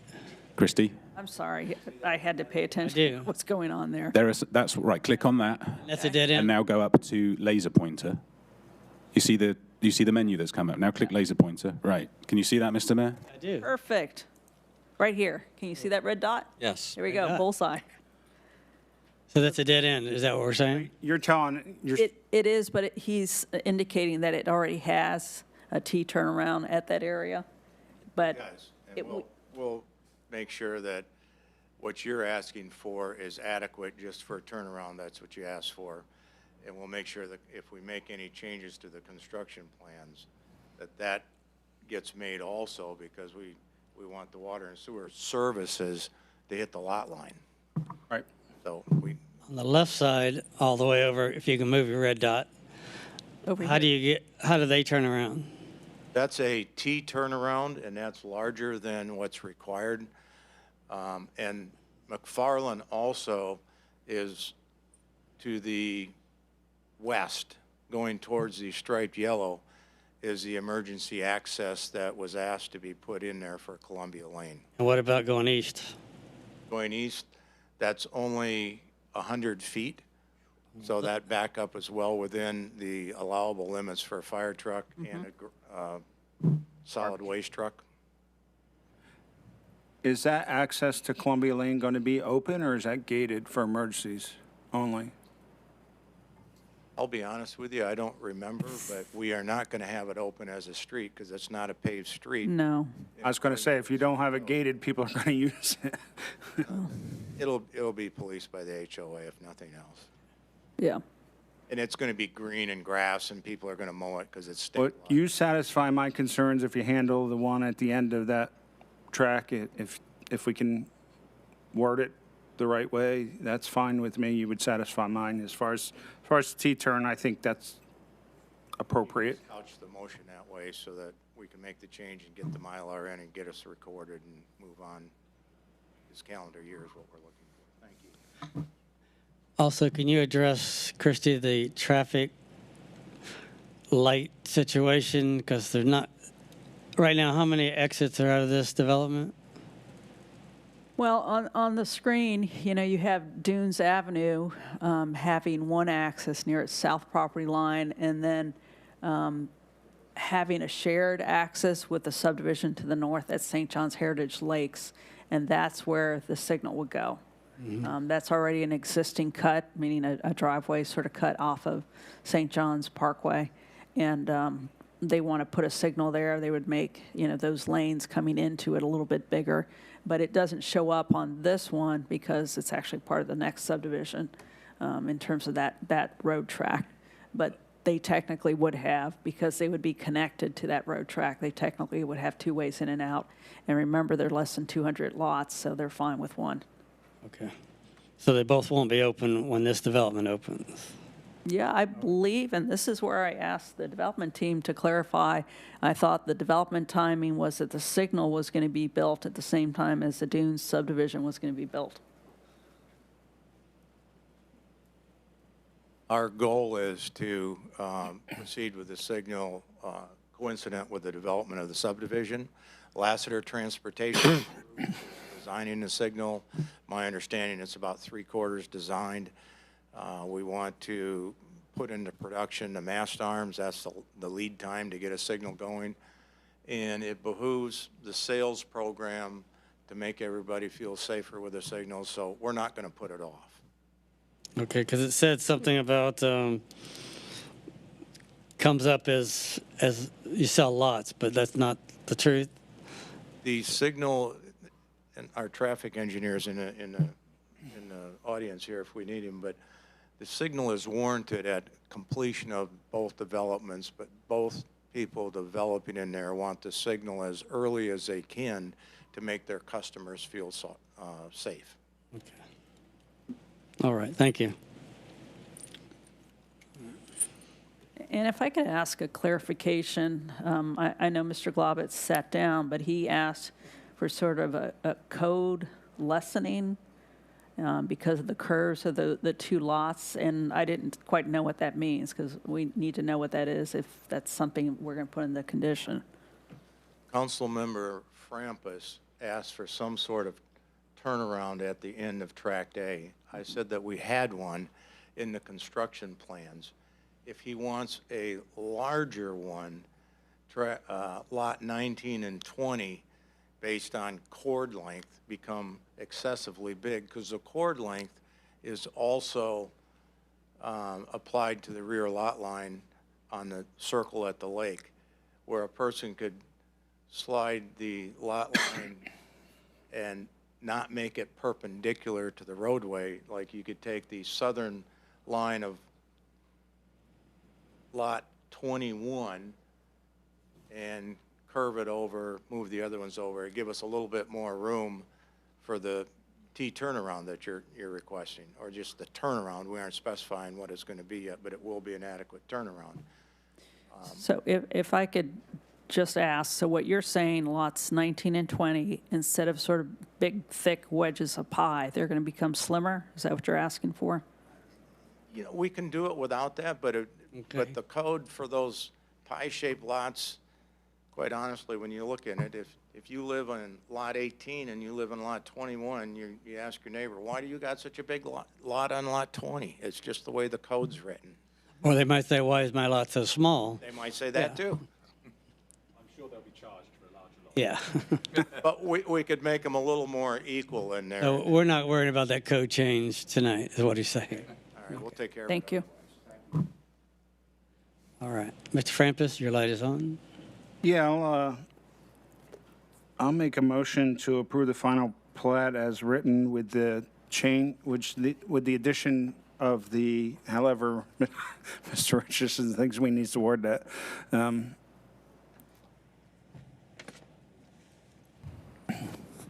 Just a condition that we Turn lane. have some T Sufficient turnaround. mechanism to turn around at the end of Block E there, the north end of McFarland Drive. Have a larger, because on the construction drawings, it already exists. So he's asking there, for a we just don't larger see it. turnaround. Well, he said it had to meet certain It did already, requirements yeah. with. I don't think we're sure if it needs to be larger because they can't see what it is, and do we have a way to show what's shown on the construction drawings here? Her out of her server to And get my server.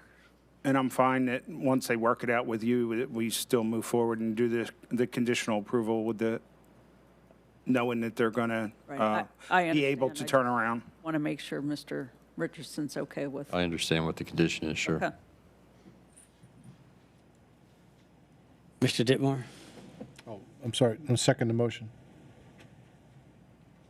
All right, so we have a motion and a second, including the changes that they specified. Any other discussion? All those in favor, say aye. Aye. Opposed, same sign. Motion carries 7-0. All right. All right, next action item is item 7D. Final plat for the St. John's Heritage Lakes North.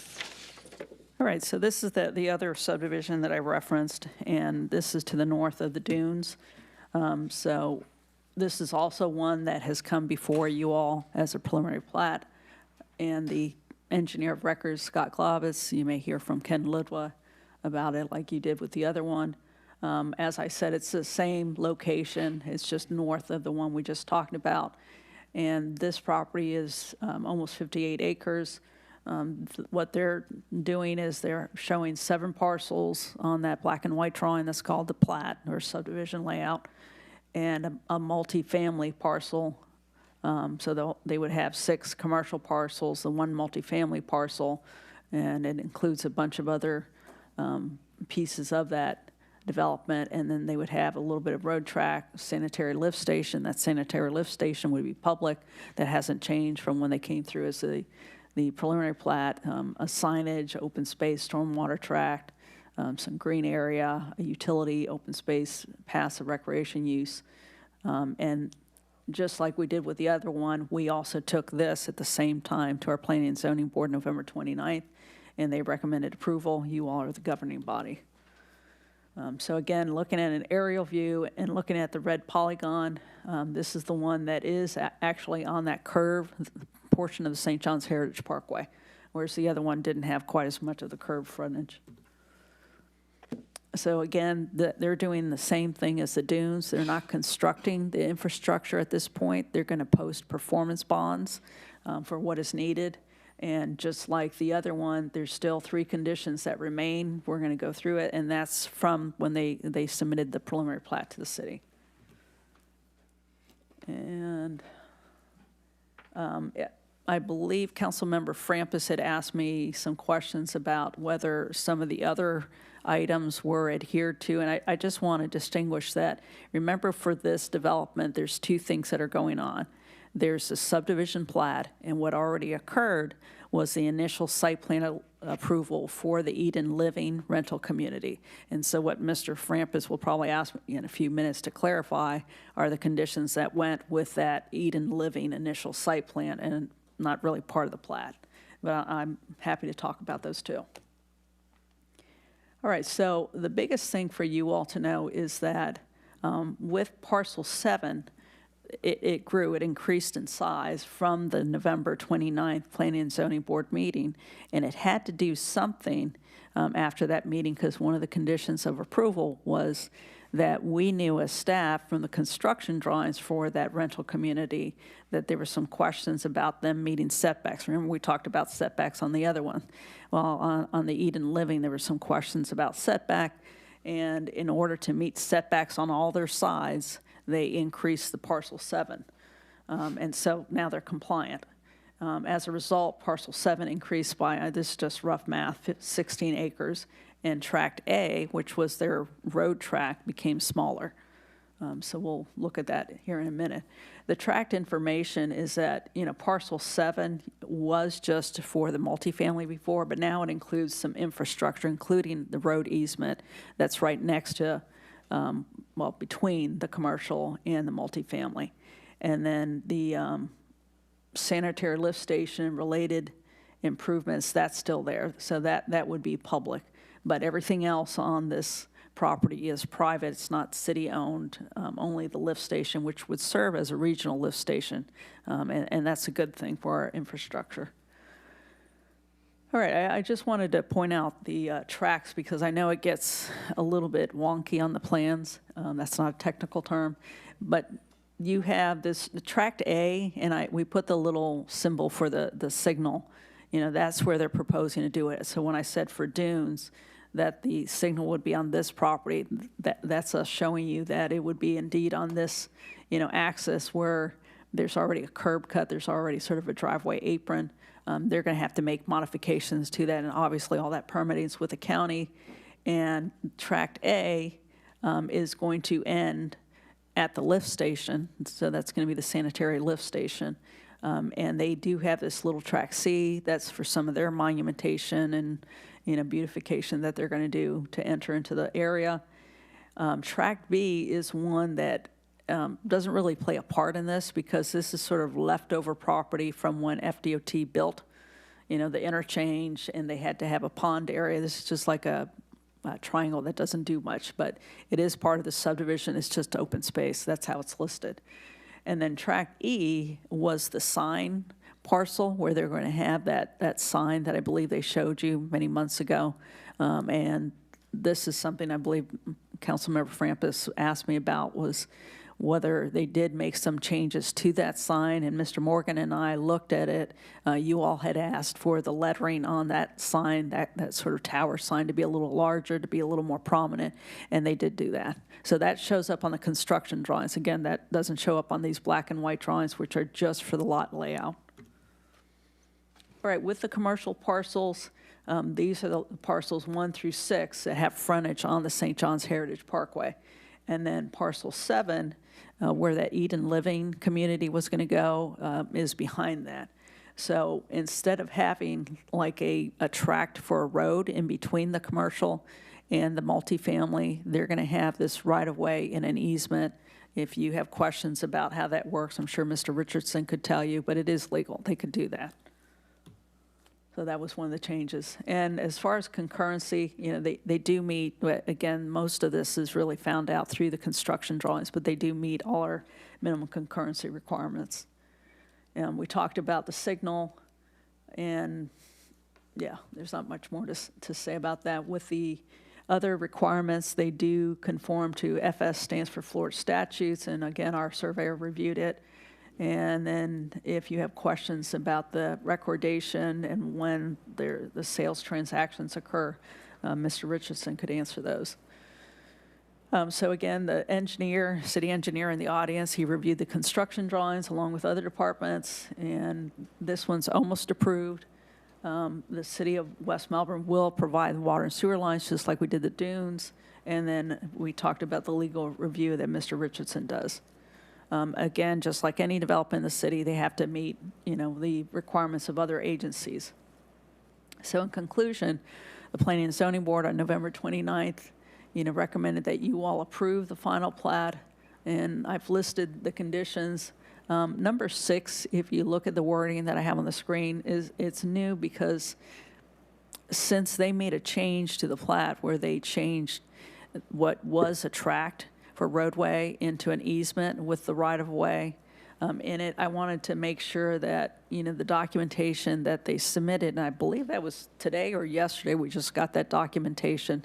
I'm looking at Mr. Richardson because we both got it, was to address that in perpetuity, that Heritage Lakes Boulevard is always traversable. No one decides to get mad at their neighbor and put, you know, roadblocks up in a roadway and whatnot. And like I said, we just got that documentation. I think it was yesterday. But I still like it as a condition. Can you explain a little bit, item 5, if they eliminate, Yes. because the county turns them down? Yeah, that has to do with, if I can go back to that sheet to show you those parcels. If you look at where they've indicated Sharps Way and the words Merritt Place, once again, instead of having separate tracks that show Sharps Way, they're showing that that would be part of either parcel 2 and 3 or part of parcel 4 and 5. And so what I'm saying to you is that they still need to get county approval, you know, for any connection to St. John's Heritage Parkway. So let's say the county says, nope, you're not going to have connection of Sharps Way. Technically, there kind of needs to be some change because this is the way they showed it. So that's all I'm saying in that condition. You know, whether they come back and replat, as we've had some people do, or, you know, through the city attorney, they figure out another way to sort of address that. So that's what we mean. They're actually looking at putting two additional Yes. roads? Sharps Way and Merritt Place. But if they both get denied, then we only have one entrance into this place. Well, that would also have to be reviewed because you're right. I mean, something would have to be done. But that's later on down the road, right? After they It is later on, yeah. So they're not going to be able to, you know, start their construction without, you know, getting the permits from the county. So that's our safeguard. Is that clear to them? They'll know that. That's pretty standard. Anything else? Mr. Frampus?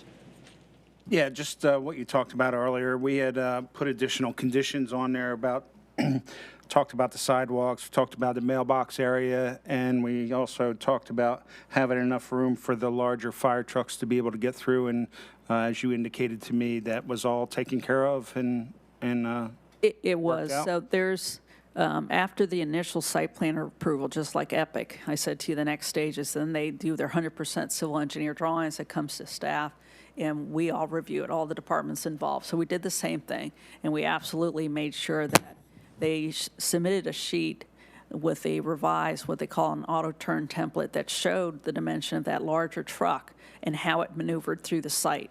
So that is not going to show up on these drawings. But Did that showed up on adjustments the- have to be made or not? They made slight adjustments, and their engineer can tell you a little bit more about that. But yeah, they made it. And do you know what the change was for the mailbox area that we The talked? mailbox area, what you're talking about is where the clubhouse is and where one of the gates was, that you all did not want people who were at that gate to jump out and to go right into the building to check on their mail.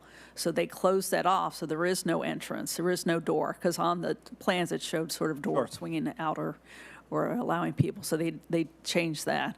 And then the sidewalks in front of all the sort of the two-story units, they just deleted those. There is no little bits of sidewalks in between each. So that's how they addressed that. Thank you. You're welcome. Anything else? All right.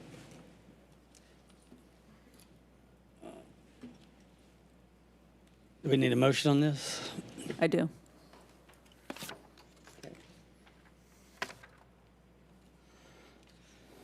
All right. Mr. Frampus? I'll make a motion, we approve the final plat of the mixed-use subdivision known as St. John's Heritage Lakes North as written. Mr. Ditmore? Second. And was there any change in that, Ms. Fisher, at all that we needed to note? Just with that condition, that you all have, that you want to see whether they, add an easement or, they make the modifications to that Tract A. That was in the other. I'm sorry. You're right. I'm sorry. Mr. Mayor, members of the board, I really don't want to derail the train here, but I did want to ask your city attorney something. To satisfy condition number 6, from an engineer surveyor standpoint, I'm thinking that we could label those easements perpetual easements, and maybe that would satisfy the condition, only to alleviate our lawyer coming up with agreement, your city lawyer having to review the agreement. If perpetual, if that word is added, we're fine with that if that gives the city comfort. And on number 5, I know you've moved past that, but I just want to let you know that Lassiter Transportation Group is designing those accesses. They've already had their first response to comments from the county, and the county comments were limited to spelling, grammar, and nothing technical. I was really kind of embarrassed by the letter we got by the county, but that's what we received. So that's in the process of final permitting. Thank you. All right. Mr. Richardson, do I have to change my motion or? No, because those items in 6, it's really not just about how it's labeled on the plat. It's about, maintenance and because there's going to be an association that administers and maintains the common areas and then the improvements that everyone relies on. It was easier when the entire roadway was in a tract.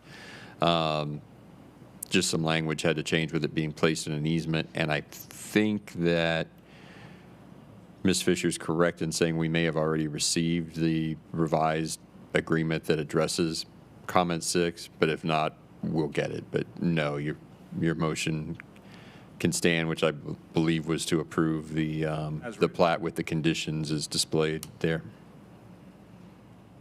Okay. Anyone else?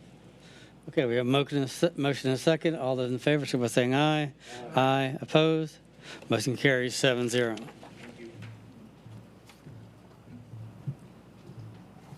Item 7D, change the names or private driveway names for Eden multifamily at St. John's. Yeah, any project that is not part of a plat that involves, residential units, E911 has us provide a resolution to you all, indicating the approved driveway names. And so that's what you all have in front of you. I'll try to answer any questions, but again, it's no different than what we've done in the past. So if you can entertain a motion to approve the resolution. Mr. Bachelor? Thank you, Mr. Mayor. When it comes to calls for service, is there ever any concern about pronunciation or syllable mix-ups with road names that are incredibly similar? For example, Heritage Lakes Boulevard and Heritage Oaks Boulevard. If somebody is putting in a call for service, they could be in a panic and that could be misheard, and that could result in a lower quality of service for emergency services. Has there any consideration been put into that? Because when I first read this, I was like, we already have a Heritage Lakes Boulevard. Believe me, I've gone round and round with a property owner about Heritage, and that's why some of this changed to St. John's, like St. John's Heritage Lakes North. But to answer your question, the county does. They have like a list of criteria that they go through, and one of it's locational. So when you talked about we already have a Heritage Oaks Boulevard, because there's significant enough distance, and I don't know exactly what the criteria is, I just know there's significant enough distance between that one and this one, they felt that could be used. So we can go back and kind of prod them in the future on that, but I kind of am afraid the boat has already sailed on this one. So would it be correct to assume that the emergency response dispatcher actually gets a geolocation on where the call's coming from? They do. They get that triangulation, but I don't know if you've ever been at the 911 center. I have. And so I've listened to the calls and how, what they do is they really try to get, even though you're right, the caller's usually in distress or upset of some sort, they try to get more information about sort of their location. And so in this case, they would probably ask them what major road, because that's what I've heard them say. What major road are you off of? And that would help, besides the triangulation. Okay, thank you. You're welcome. All right. Do we have a motion on this one yet? Yes, we do. Did Mr. Yes, we have a motion in a second. Mr. Ditmore did the second. Okay. Can you do the second in that? Yeah, that was the other one. Okay, we need a motion on this one. Mr. Francis? I'll make a motion, we approve the, I'm sorry, I'm on the wrong page now. The street names, is that what it is? Resolution 2021-36. As written, yeah. Second Rose, any discussion? All those in favor, signify by saying aye. Aye. Opposed? Motion carried 7-0. Switching gears here a little bit, we have our crowd favorite, a annual lining of our sanitary sewer gravity lines. Thank you, Ms. Fisher.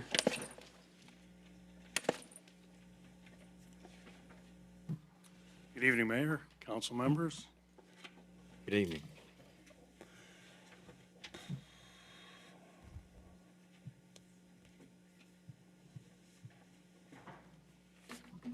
This is our annual U-lining that we do every year.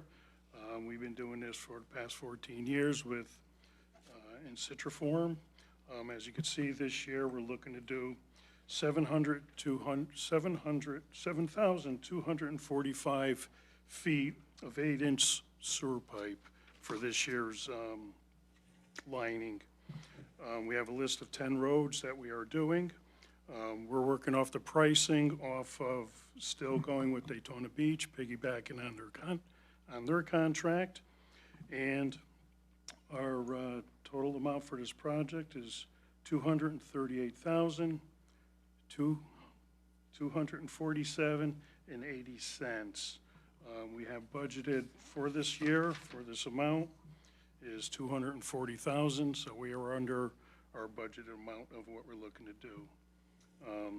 So with that, it's my recommendation for City Council to approve and award the contract to Citriform Technologies in an amount of $238,247.80. How many companies do this type of work? I'm not sure. Again, I'm going to ask this. I know we can piggyback, and that's real easy, just cut and paste. But how do you know this is a good value? How do we know that Daytona Beach weren't in a bad situation and just had to take their price? The reason why we piggyback off other counties and other locations is because they're doing quantity. We're not doing quantity. we're not going to get a dollar amount pricing for the little that we do. The contract for Daytona Beach is over 10,000 feet that they do. So their quantity is based on pricing. It's the same with our paving, our resurfacing. What's that? We're doing 7,000. Yeah, well, we're, Right, they're more, though. It's the same with our pricing for our paving. We do such a minimal amount of paving that the contracts for these counties are miles. They're doing miles, so that's how the pricing works. it just seems like we ought to shop around for, is this the best value? They do everybody around. They do Melbourne, they do Palm Bay. I'm guessing he's asking, have we ever tried? I mean, at least to say, hey, we're doing the right thing. Have we ever tried getting other prices from somewhere? No, I just been following along what's been going on prior to I've been here, so. I mean, I mean, we could, if that's what. and we should. I mean, it just seems like we're spending over $20 a linear foot, and what, $35,000 just for mobilization and that kind of stuff. It just, If anything, just to validate the process. yeah. I mean, we normally get more than one bid, and just to keep them honest and keep us. Mr. Bachelor?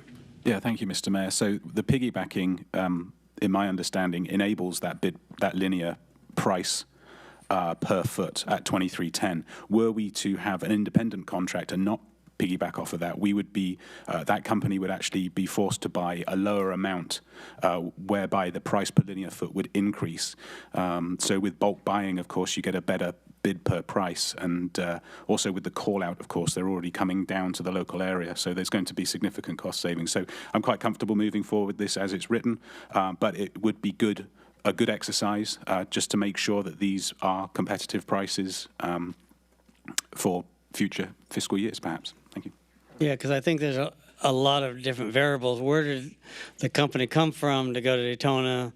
Were they local going, the next city over, or did they come from Tallahassee because that was their next job? Because it does cost money for hotels and everything else. 'Cause they don't go home every night. And so I think it's just good management. Mr. Ditmore? We don't have a motion yet, do we, Mr. Mayor? We do not. Okay, I'll make a motion that we approve and award the contract to Inform Technologies LC in amount of $238,247.80 for lining the 7,245 feet of linear feet of 8-inch sewer pipe. Thank you, Mr. Bachelor. Second. Okay, any more discussion? Mr. Frampus? Maybe next year when we look at this lining project again, we can send it out for bids just to make sure we're getting the right value. Does that sound all right, Mark? All right. And also, they have different pricing for depending how dirty it is before they U-line it? They don't? It's based on the diameter of the pipe. Okay. So each diameter has a different price quotation for it. Because they have in The there, larger the pipe, the more it's going to be. well, the more material, but they also have a section in here depending on how dirty the pipe is, how much cleaning you have to do, but I don't, What they do is they'll go through and they camera everything to document it for us, and at that time, if the pipe needs cleaning, they will clean it. So it's more of a documentation okay. that we get every year of the pipe, so we could see what exactly we have underground. All right. Mr. Bentley? Yeah, I'm just curious. Do you know how much of the diameter you lose each time you use this? Is it an inch or something? No, it's not even that much. This lining is 8 millimeters. So it's a very thin. It's not a pipe that gets slid in then? It's too thick. Yeah. That's what. It's a sleeve. Is that what you said, a sleeve? Yeah. Centimeters is an inch. But is that like 8 millimeters times 4, kind of? Yeah, there's two sides at the top and the bottom. And the east and west. Wow. Mr. McDowell? Thank you, Mr. Mayor. Another quick item is, beside the price, which we all seem to be focused on right now, there'll be quality parameters that you'll need to follow as well. And I would reiterate the need to go out there and just to make sure that we're validating that we are getting competitive pricing, but to identify those quality indicators and give us adequate time to review this versus kind of feeling, I feel a little bit pressured to kind of just move forward with this. Thank you. All right, thank you. Okay, we have a motion and a second. All those in favor, signify by saying aye. Aye. Opposed? Motion carries 7-0. Which brings us to our next lift station rehab project. Yes, we have one lift station that we're looking to rehab. It's a total rehabilitation of the lift station. It's the Shoney's lift station. We did send it out to bid. We got 2 responses, one from Danish Utilities and one from SDV Services. As you can see, Danish was the lower bidder at $161, $148, and SDV Services proposal was at $195, $825. We also have material that the city purchases, which are the pumps and the electrical panel, control panel, that will be installed as a total rehab for this lift station, which will cost us, for that material, $55,520. Combine those two with the lowest bid, the total project comes out to $216,668. So with that, it's my recommendation that the City Council approve, award the contract to Danish Utilities in the amount of $161,148, and for us to purchase the equipment of expenditure of $55,520 to Barney's Pump. Thank you, Mr. Frampus. Have you used Danish before? Yes. And I know we use Barney pumps for our replacements, correct? I'll make a motion we approve and award the contract to Danish Utilities and the purchase of the equipment from Barney's pumps as written. Thank you, Mr. Ditmore. Second. Any discussion?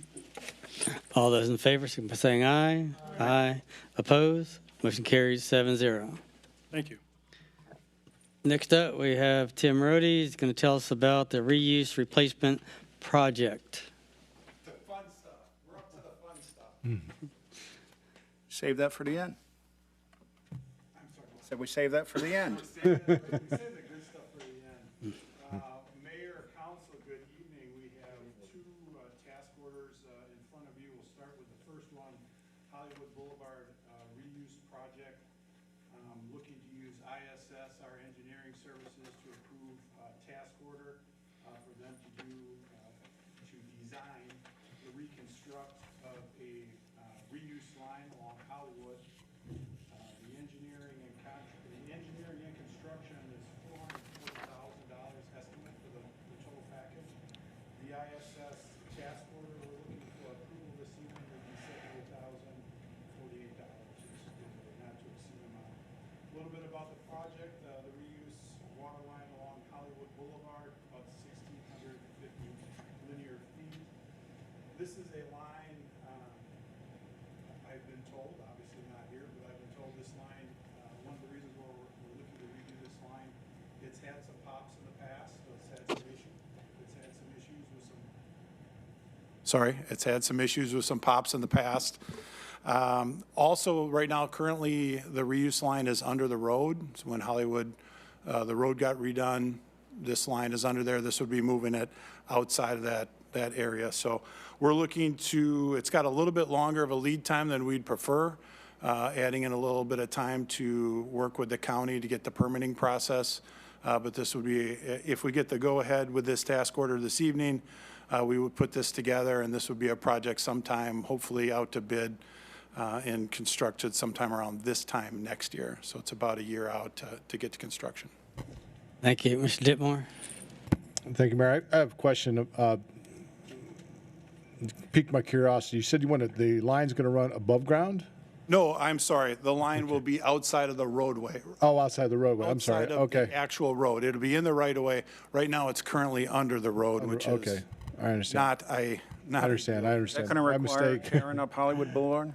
All right, so the other question I had for you is, what's that? I'm sorry. I was just curious, that line under the road, I didn't know if it was going to tear up Hollywood Boulevard to remove it, or we just leaving it in place and putting in a new line? So we will have to take action to abandon the line, but I don't believe we'll be opening Hollywood up to abandon that line. Okay.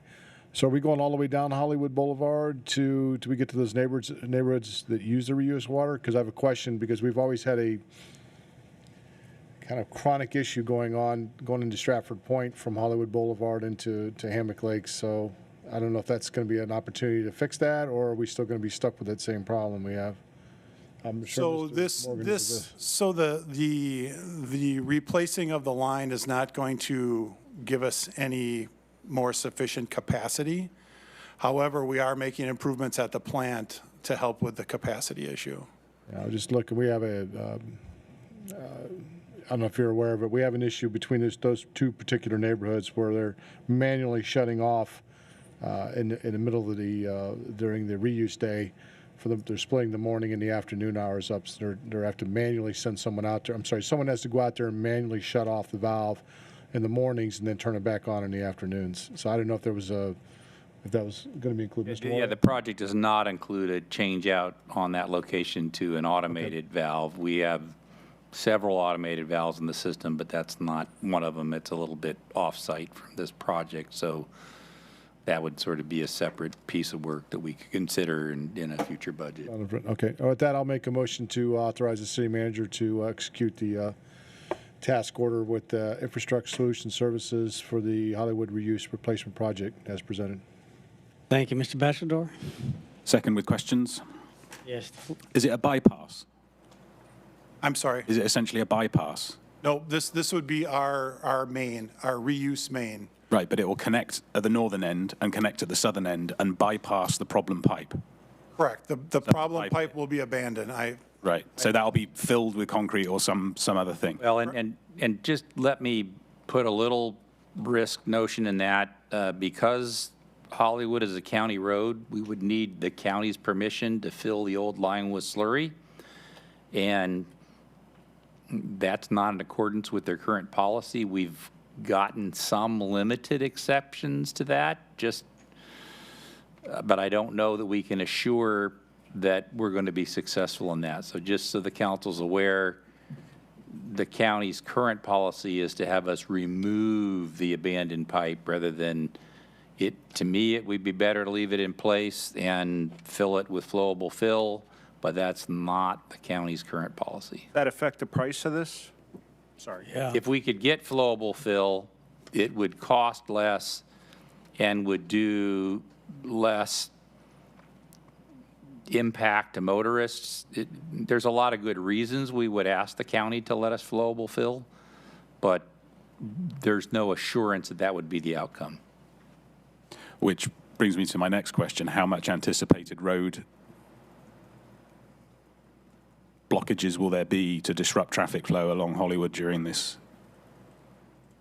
work? Every project has road disturbances. All right. If we are able to use the fill technique with the old pipe, substantially less. If we have to take that pipe out, there's just no way around the fact that that's going to have to impact that. Understood. All I ask is that you please make sure that the residents in and around that area are well informed about when that road is going to become a nightmare for the third time in 3 years. Thank you. Fair comment. Mr. Bentley? Thank you, Mayor. So this is about a third of a mile or so. Is the current pipe at capacity, the 16-inch pipe, water flow-wise? Well, it's under pressure, so it's doing its job. I mean, it's a high pressure pipe.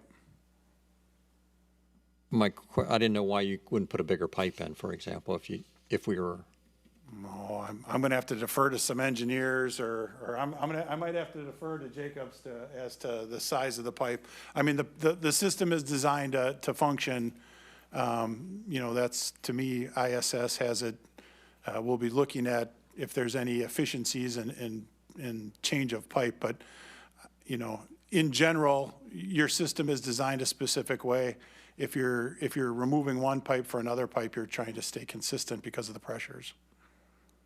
We will have them look at that. I mean, generally, this is a replacement of a failing pipe rather than a capacity increasing pipe. Now, I will also let the council know that a condition of our sanitary sewer plant permit, our operating permit, our 5-year operating permit, is to look to see how we might expand our reuse system in the future. And so we certainly are going to task ISS with that notion of where might we expand, and in association with that, if there were some opportunities at the south end of the system, then that could feed into that notion of would it be valuable or not to consider a change in the pipe diameter. I don't know until we really do the sort of the master plan of expansion, but at this point, it's considered a replacement project. But you will consider maybe going, I'm making this up, I don't know, to a 20-inch pipe or something, since you're not taking the old one out, or your hope is to not take the old one out. Yeah, and if there were opportunity for expanding the system and you needed that. Now, obviously, as you get greater diameters, you actually lose pressure more, right? So it's both a capacity and a pressure problem, and it may potentially be that you're better off with a 2-inch smaller diameter pipe to increase pressures at the extreme end of the system. So maybe not a capacity problem, but a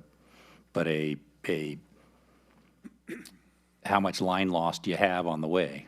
But you guys are going to evaluate that. Yeah, that's we'll have the engineers look at those alternatives. Those are all great questions. When was the last pipe put in? How long did this last? No, we just replaced some of those, because didn't we tear up Hollywood just recently? For reuse or? No, we made some repairs, and that's why we wanted to do this project, is because I want to say 3 times have we had 4 times. So that's the purpose of the project, is to stop having us have breaks at the bells primarily. I'm presuming, you know, this is a kind of a major maintenance project, a replacement of the existing line that has failed 4 times in recent few years. So it's kind of a 20-year replacement maintenance cycle, it sounds like. No, I think 20 years is shorter than the average life of a reuse. I don't know if there were. We went 20, right? Yeah, I don't know if there were challenges when it came in. 20 seems a little light for a reuse. Yeah. It is high pressure though. I mean, it's a high pressure system. How much have we spent on repairs so far, and did they accomplish what they're supposed to? Well, they fixed the break. It probably won't break in that location again. So I guess I'm trying to wrap my hands. Why are we doing this? We're doing this because we are at risk of additional breaks. All over the city, we're at risk for additional. Well, but this is a known risk area. Trying to identify our biggest challenges. Additionally, this is in the roadway, which is just makes it even more complicated when there are breaks. What makes it more complicated also is Hollywood Boulevard is slated to be 4-laned. So how do you know if the new pipe you're putting in is in the outside lane? Because the county has completed their design work, and we will have our engineer work with the ultimate Hollywood in mind. That's why the lead time with the engineer is a little bit longer than normal, because we've got to coordinate everything with the county. It just seems like this is a project that we could put off because it's not broken. And if we didn't have the American Rescue dollars, would we still be doing this project? Yes. That was the what? At the yes, because we think this is our highest reuse risk, and because it's under the pavement, when it does break, it creates problems for our residents and motorists again, where we've done the repairs, it's probably not going to break there again, but we know at these bells, it's broken 4 times in what, 4 or 5 years, 6 years? And how much have we spent? 20, 30 grand a pop, probably. 40. Emergency contracts, so 200,000. Mr. Ditmore? This may be one of those, pay me now or pay me later kinds of things. Thank you, Mayor. I just want to address Councilmember Bentley's concerns. My community's on the very end of that reuse line. I mean, the very, very end. The pressure, there was probably a time, I don't know, Mr. Morgan, what was that, about 6 years ago, 5, 6 years ago, we had problems with the pressure being really low. And since then, they've did some changes.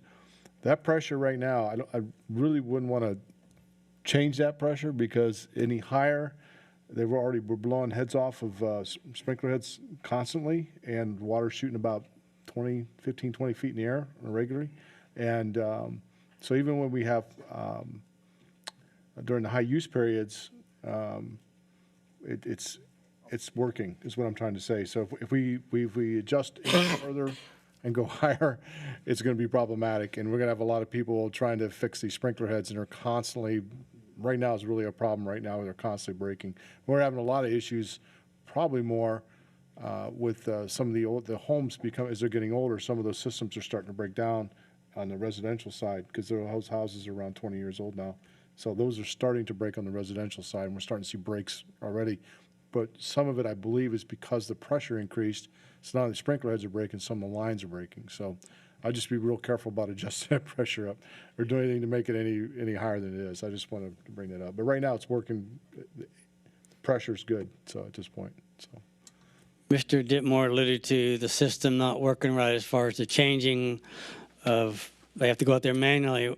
Something that we know is broken, why is that not included, or why are we not fixing that? The manual versus automatic? No, it's it's an automated system. Well, but it's not we have some valves that are automated and controlled by the plant. The valve that Mr. Ditmore has described is not automated, and so was it twice a week we go out there? Twice a week, Jacobs goes out there and turns the valve. So it's whatever that labor cost is to Jacobs for that twice a week service versus the capital cost of trying to tie that into our automated system, and that's kind of analysis we haven't done. But aren't we getting ready to do the roads over in that area on Sedgwick, Stratford Point? And that's going to be coming up another year or so. Maybe that'd be a good time to address that when the roads are getting redone. I'd look to Mark for that 5-year plan. I think you're right that that's probably coming up in the fairly near term, and that's a good time to look at valves and. Because, yeah, the roads are already going to be tore up anyway. Well, and again, depending on what the road treatment is, but. Do we have a lot of manual valves for reuse? Ms. Young? Yeah, we have more manual than automated, right, Brian? Come on up, Brian. We have one manual, and then the rest are all. Oh, they're all automated. Okay, that's the only manual one. We bought the Cadillac system, I remember that, yeah. Backup is the manual version. We have to physically go on site to open if the automated system fails. Deputy Mayor Young?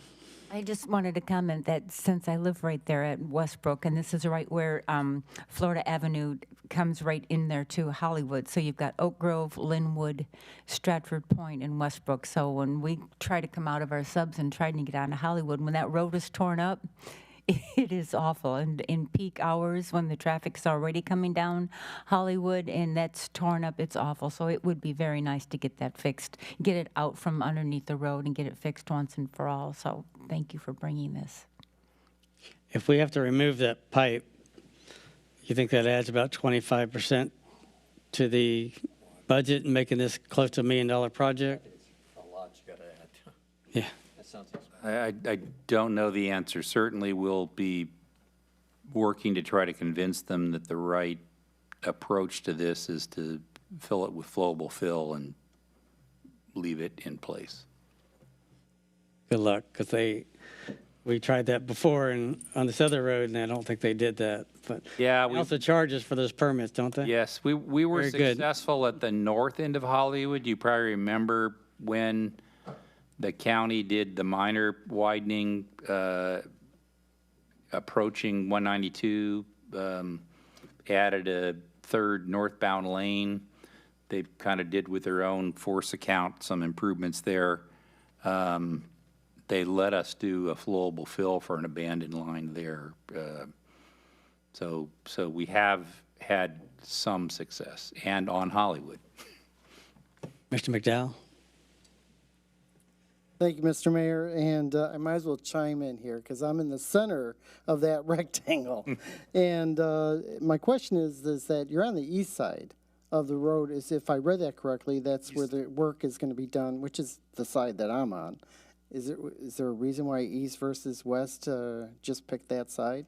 I think it's based on where the road, the new road is going to be, and so we're obviously coordinated with the county to make sure we're outside of their new road, so we don't. Most of the county road widening is to the west. Okay, and just to kind of follow up, is that is, I mean, really, the traffic is now blocking the exits or into the different developments there during the rush hour period.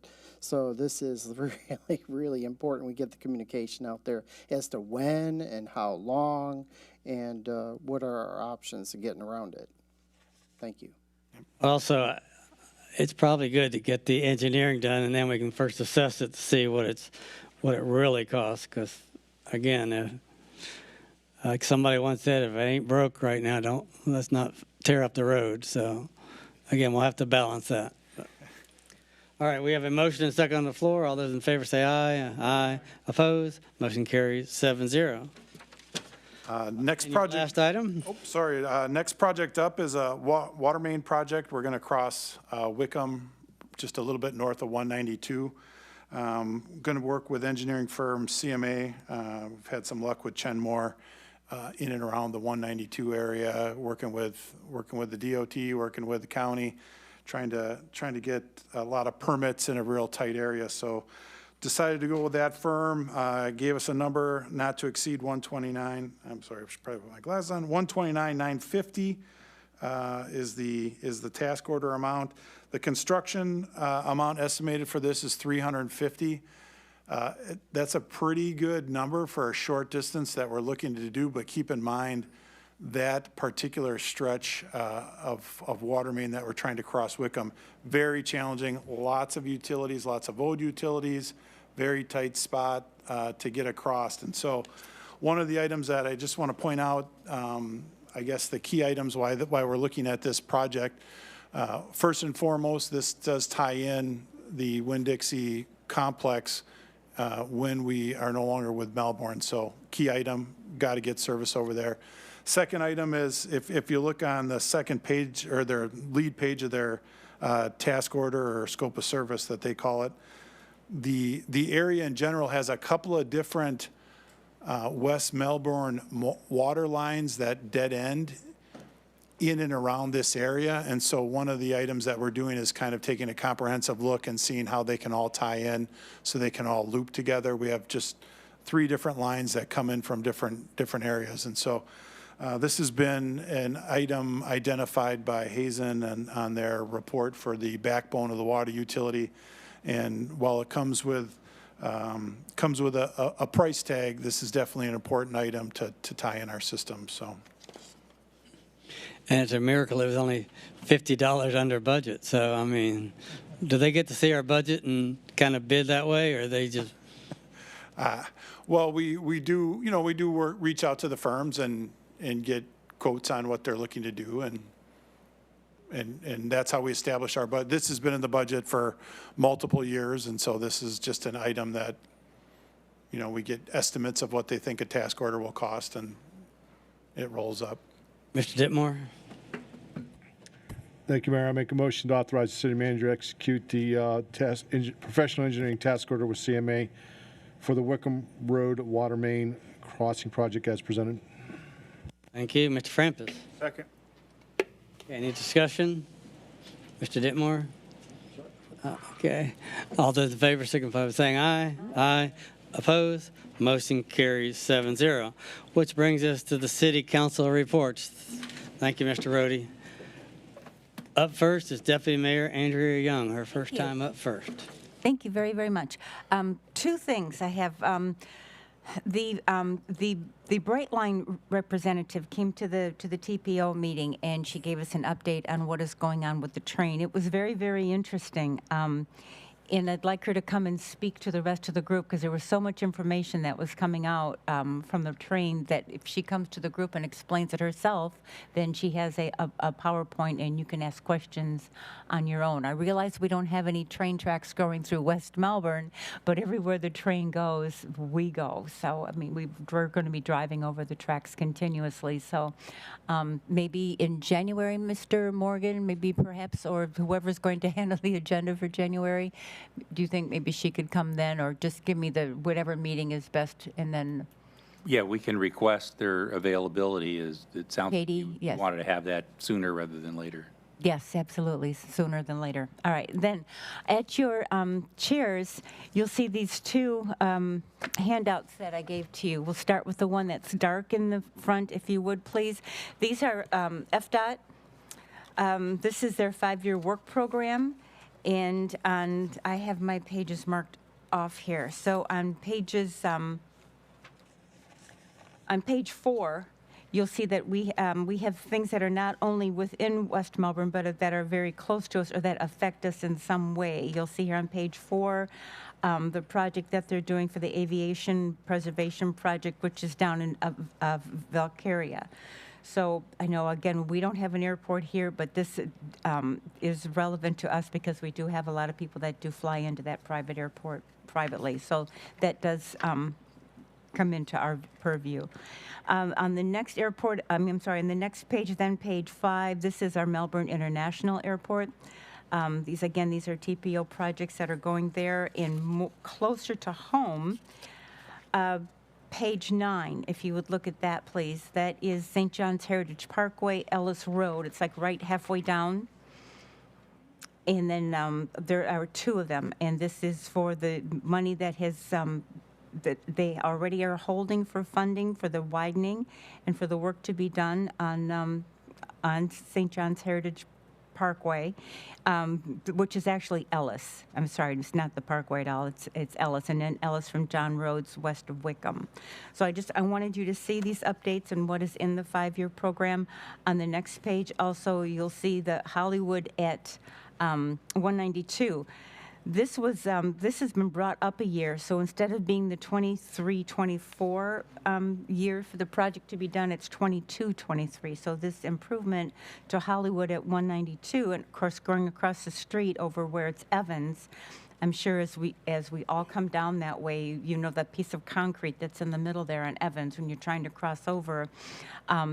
It's very difficult there because people are trying to turn left, you're trying to go straight, others are going right. That whole intersection there is going to be improved, and that will no longer be there. And then, of course, as you come across the road where if you're trying to turn left from 192 onto Hollywood, it's very, very narrow. It's one lane that you have to aim in. If you're driving an RV or you're driving a larger vehicle trying to do that, it can be you'll need a lot of focus in order to do that. So I gave this all to you so that you can see what is going on your own. You can certainly read that on your own. You don't need me to read it to you. And again, City of West Melbourne, this is on the last page here, page 19. This is just money that is coming to us just for routine maintenance. So these are in their, this is in their 5-year plan. On the second handout that you have, it's kind of a reiteration on pages 3, 4, and 5. You'll see on the upper caption there, that is Ellis Road. They've changed it to St. John's Heritage Parkway / Ellis Road. So I just want you to know that is Ellis Road. That is for the widening. That is for the remaining work that has to be done. Now they have. As you can see right there, $36,834,793. That's going to sit there and hold and we're hoping to get additional ARPA money, the American Recovery Act money. And Mr. Morgan is fully familiar with this because it came to the TAC before it got to us. So he absolutely knows what's going on with this program. And then on the next page here, page 4, Traffic Management Center. We absolutely need a new traffic management center, and that has been approved already. That is going to be Pineda, where Holy Trinity is out there, the upper grades school that's out there. It's going to be in that area right there. And then on the last page, page 5, this was the area that I was showing you for 192 at Hollywood. You see it circled there in orange. That whole area there is going to be revamped, and it's going to be done a year earlier. So I thought that would be of interest to the group, and that's why I brought it. Well, thank you. I know that the Ellis Road project is #1 TPO, but it's still not going to be funded until 25, 26. Is there any way of moving some money around to get that? With the ARPA money, we're definitely trying to get more of that money for exactly that. That's the whole thing. That is the #1 priority right now. And unfortunately, fortunately, we have the airport right there that helps with a little bit of pull, because that's going to be a main thoroughfare there with the airport. Anything to add, City Manager? Yeah, I think 25, 26 is, you really couldn't advance construction because there's so much right-of-way acquisition that has to happen before that. But sort of the request would be to see if we can't get the last 9 or 10 million from ARPA money to, you know, have the construction fully funded. Right now, it's roughly half funded, and so we think there's an opportunity to perhaps get that project fully funded, because as Chairman Young of the TPO indicated and the Mayor Rose indicated, it's the top priority project in all of the Central Florida MPOs. So I think we have a decent argument to finish the funding with some of the large amount of monies the state is getting from the federal government through ARPA. What's the total project cost? The construction cost is around 20. And we have how much of that? We have like 9,349, 894 programmed for construction. There's millions more for right-of-way acquisition that precedes that. Yeah. And then just before I go, I just wanted to mention back to the Bright Line. We're going to be able to go out to and have a tour of Bright Line right along 528.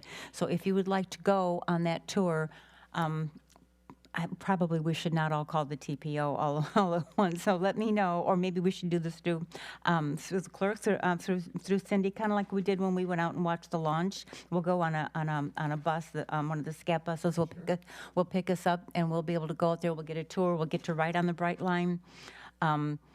They told me that when they're out there doing these things out there, they're in boots and jeans, so be prepared. I mean, that's just what I've been told. I don't know how rough it's going to be, but yeah, if you'd like to go, just please let Cindy know. You're in? Okay. All right, Cindy, I don't mean to put something else more on your plate, but I'm sure all of us should not be calling TPO.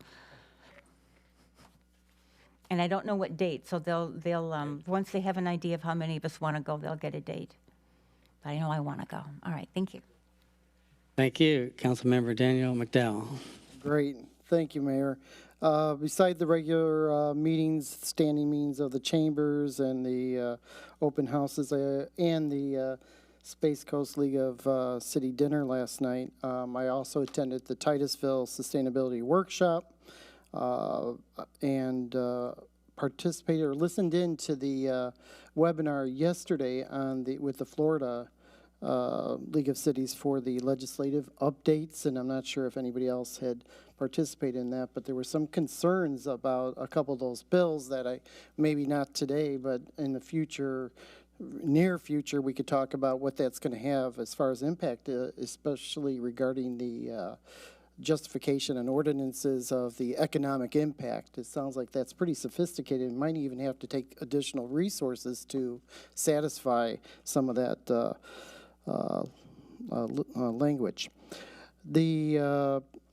Actually, there were several bills that were talked about, and I can talk offline with the attorney about that and talk more intelligent about it because it's still in the process.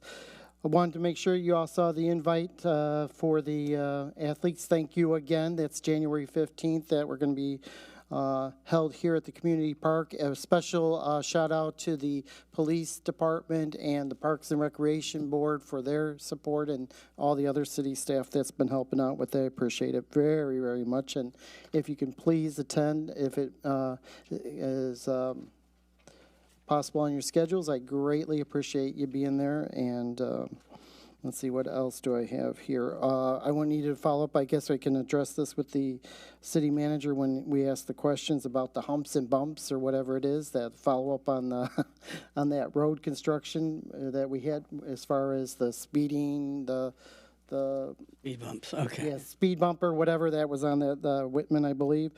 Finally, I wanted to bring up a question, and I know there's concerns about this but the process involved, because August will be here before we know it, and the city manager will be leaving us, retiring, and I wanted to make sure that maybe you can address in your update, Mr. Morgan, how that you just reiterate the process for me and some of the timing, so that way I can get a feel for my level of what do I need to do, if anything, at this point. Thank you. Okay. Up next is Councilmember Stephen Frampus.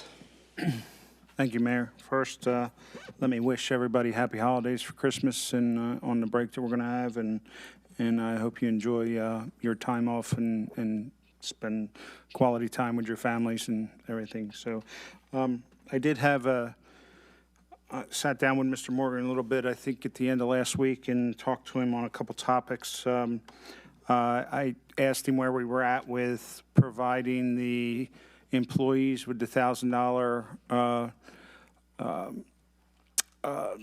whatever you want to call it, bonus gift, whatever that we approved through council, and I wanted to know where we were at with that, and asked him to start moving that along a little bit, and so we can get that money out to our staff in recognition of what they do and how much we appreciate them. I also talked to him about, at last meeting, I asked for the mileage reimbursement policy change to be revisited, and he had indicated that nobody had reached out to him. So for me to put this to bed, I'm just going to reach out to my constituents, let them know where I stand on the position through my social media aspect, and then you won't hear from me again on it. I'll, if they have any concerns, they can contact you guys and let them know that they're concerned with it. So that's where I'm at with that. Thank you. We do have you did sign an ethics thing to not attack city council members. So I hope that you sign that in good faith. If you feel attacked after what I put out, you can let me know, Mr. Mayor. I'm not friends with you on or anybody on council on Facebook, but I heard what you said to one of the council members, and it wasn't what people up here should be doing and saying to each other. That's my point. All I said was I was going to tell them how I felt about it. That's what I said. If you want to let everybody know what I said, feel free. No, that way I'll know play that game, but whether you interpreted it correctly or not. Okay, well, city manager, city attorney, I think you're involved with that. What is your, I see you have your heads down, so you don't really want to reply, but you talked to Mr. Frampus, and what was the outcome of that? Well, my understanding is that Councilmember Frampus does not agree with what the council majority decided. Obviously, there were votes against the new policy, and he'd indicated that if it, as he just said now, that if that was not up for reconsideration, he was going to let citizens know, and so that's certainly within his right. I think, Mayor, you had indicated that certainly a hallmark of local government democracy is disagreeing on policy matters, and that's a good thing, but how we do it becomes equally important. And so I think we suggest to you that you treat each other with respect, that, the citizens elected all of you. And so while disagreement is encouraged and helpful, and if everybody agreed on everything all the time, I think we'd probably go down the wrong path from time to time. But how we disagree matters greatly. And so that's sort of my encouragement to all, that, when there are ones that are that, feel strongly about, to use good self-discipline and in stating your case without attacking one another is my advice. That's good advice, and we all should live by that. Council Member Daniel Bachelor. Thank you, Mr. Mayor. Yeah, just to reiterate on the points I made earlier about worrying U-turns being made by some drivers on Minton and the school bus exit just to the north of where Wingate meets Minton. There is no slowdown lane for people travelling northbound to do a U-turn at that light to go southbound. And it's been mentioned to me by some residents in my local subdivision that they've seen some worrying signs of potential traffic accidents there.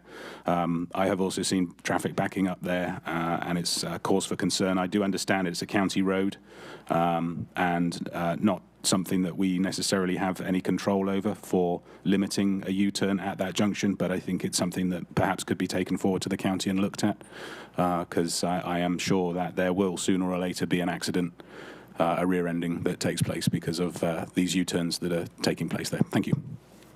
That's all I have, Mr. Mayor. Thanks. Thank you. Councilmember John Ditmore. Thank you, Mayor.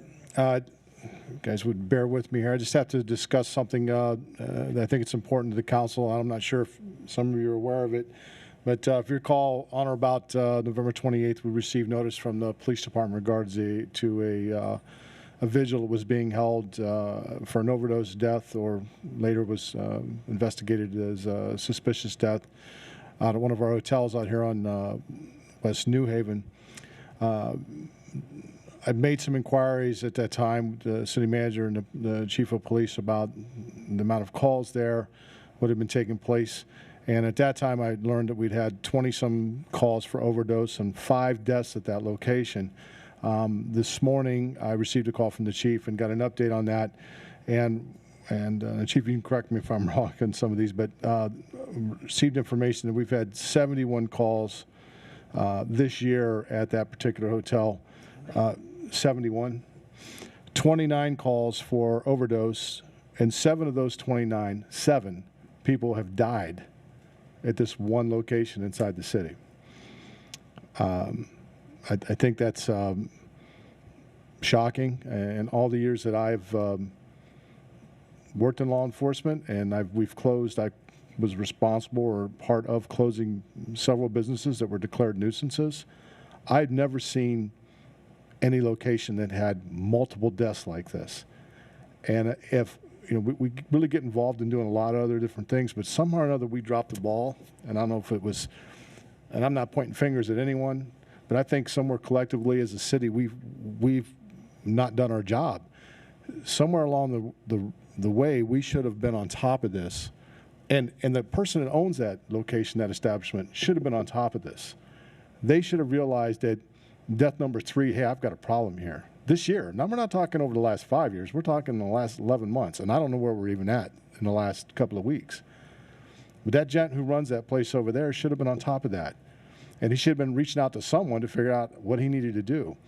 But we spent a lot of time getting involved in all the different organizations and agencies and going to the meetings and all these things. But we have a house on fire here right now. And this is a fire that we need to put out. And we need the city, we need to get behind our people and give them some direction. And if we don't, it's going to continue to get worse.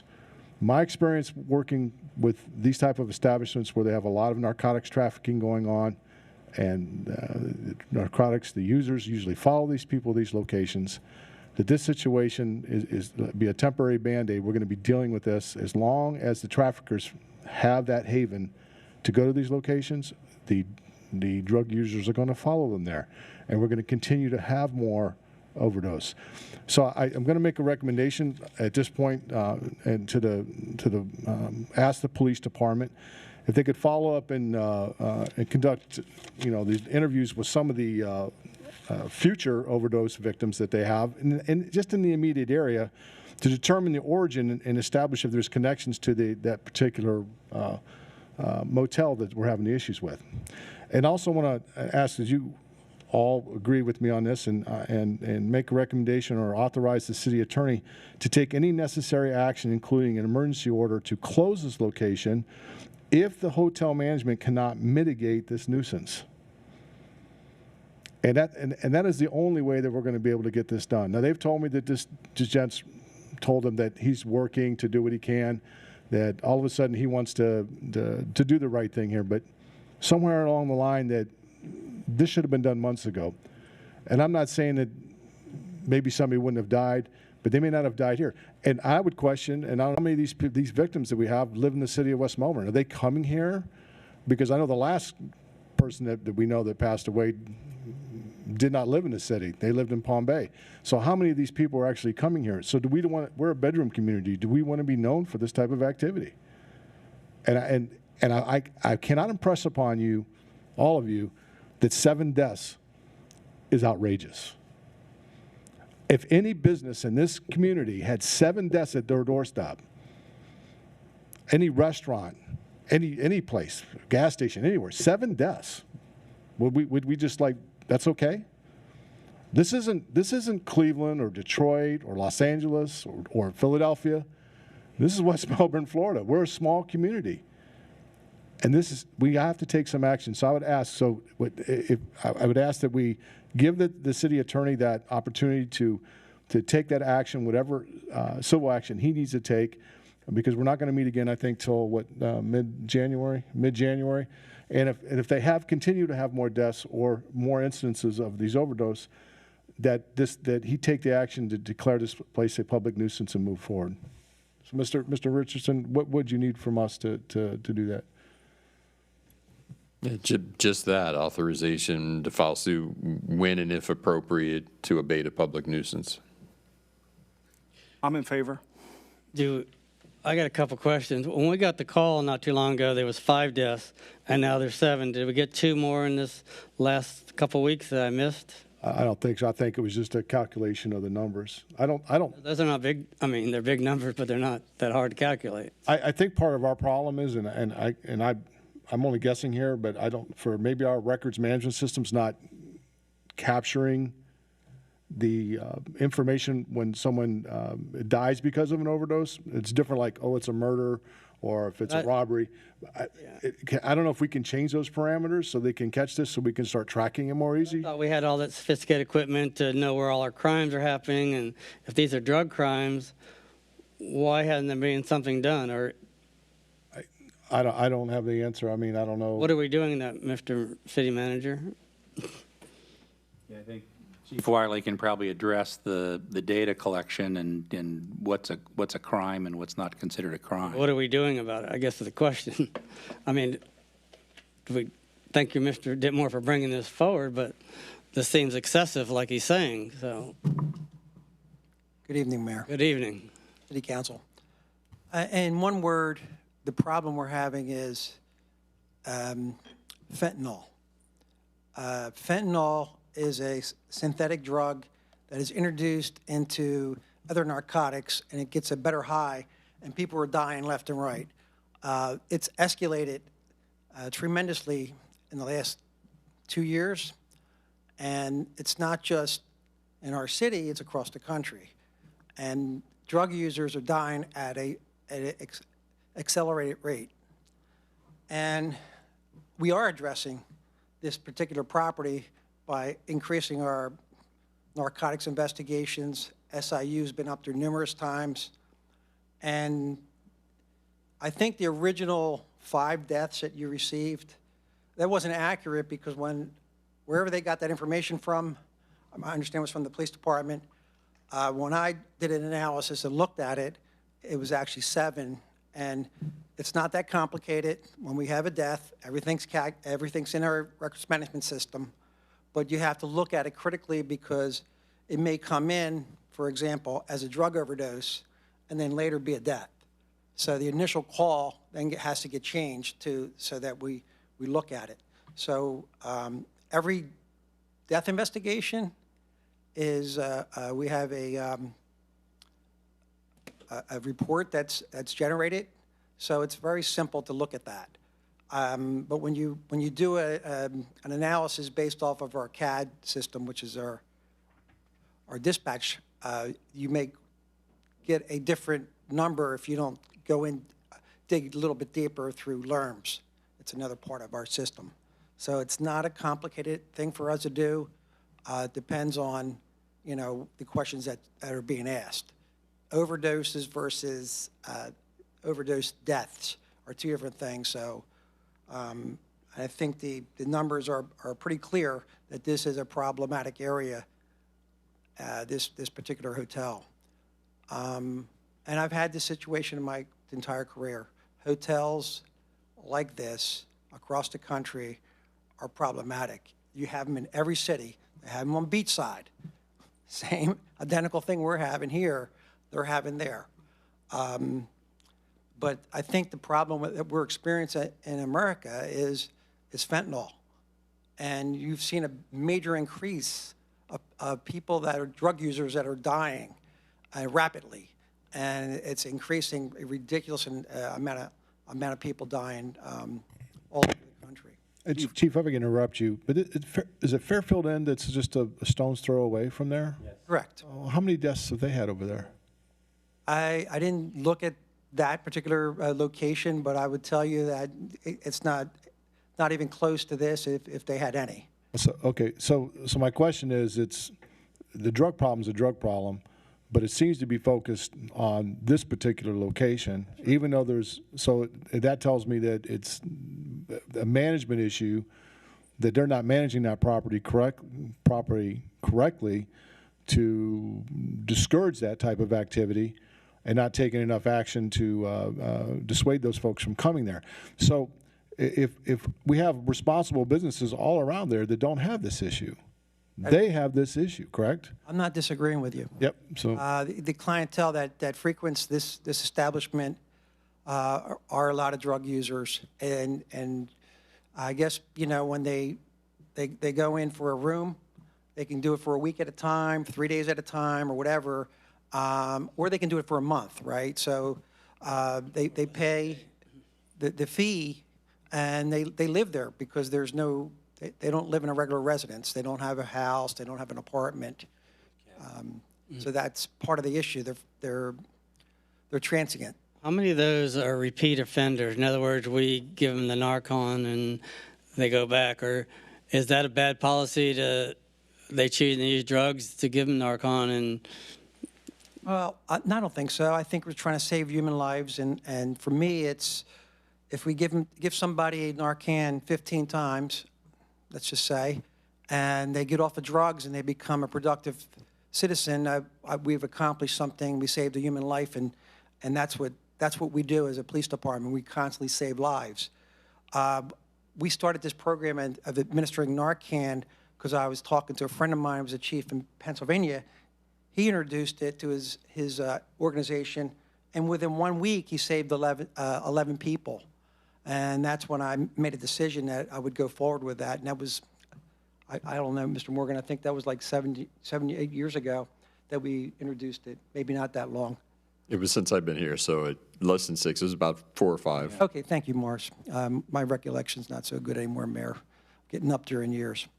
But it's a good thing. We've saved lives, and hopefully people get back on track. So that's what we do. And unfortunately, I agree with you. And the people I call repeat offenders, that we bring back utilizing Narcan, it's a risky situation, and sometimes they lose their lives because we don't get there in time, or they ingest too much. And by the way, when you are mixing these drugs in someone's basement or, clandestine situations, it's not a perfect science, right? They don't know what they're doing. They're not scientists. These are people just trying to make a profit. And it's really unfortunate that this synthetic drug has become so popular and so profitable. Before, marijuana was very profitable a few years back, and then cocaine and crack cocaine, and now it's the fentanyl.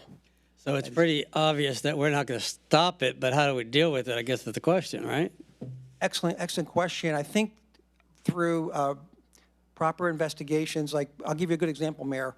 We have done multiple investigations where we've taken fentanyl off the street. We had a couple kilos that was sent through the mail, and our SIU unit intercepted that. That's major, because we could have saved many, many lives just based off of that one investigation. And, I'm a proponent of making sure that we conduct quality investigations, but I agree with Councilmember Ditmore. This is a problematic location, and I've had this my entire career. I've been in this business since I was 20 years old, and I'm not going to tell you that's 40 years, but it's above 40 years now. And I remember this when I was a rookie cop, where we've had issues with these type of hotels, and every jurisdiction has them. And even these extended stays, we're finding out that we're getting the same type of situations happening in those areas. We have a few of those that have been introduced in our city, and I've noticed that we also have fentanyl deaths there, narcotics issues. But you're also getting them at the Cumberland Farms and different housing and upper and lower class, so it's just kind of hitting everybody. I know this is the hot spot, but...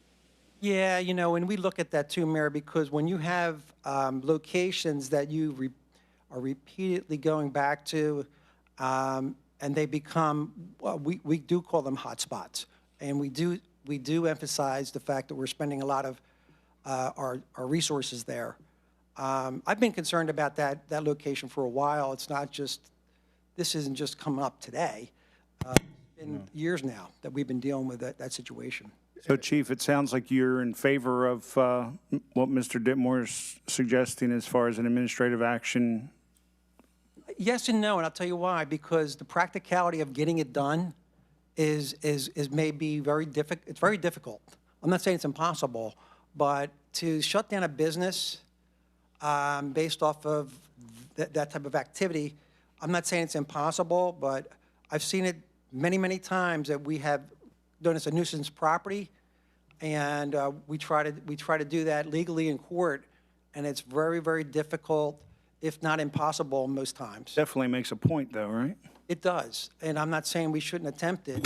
And I've done it several times. I don't bring a bad case because you don't want to lose one of these cases. And the police department discussed this with me approximately 3 weeks ago.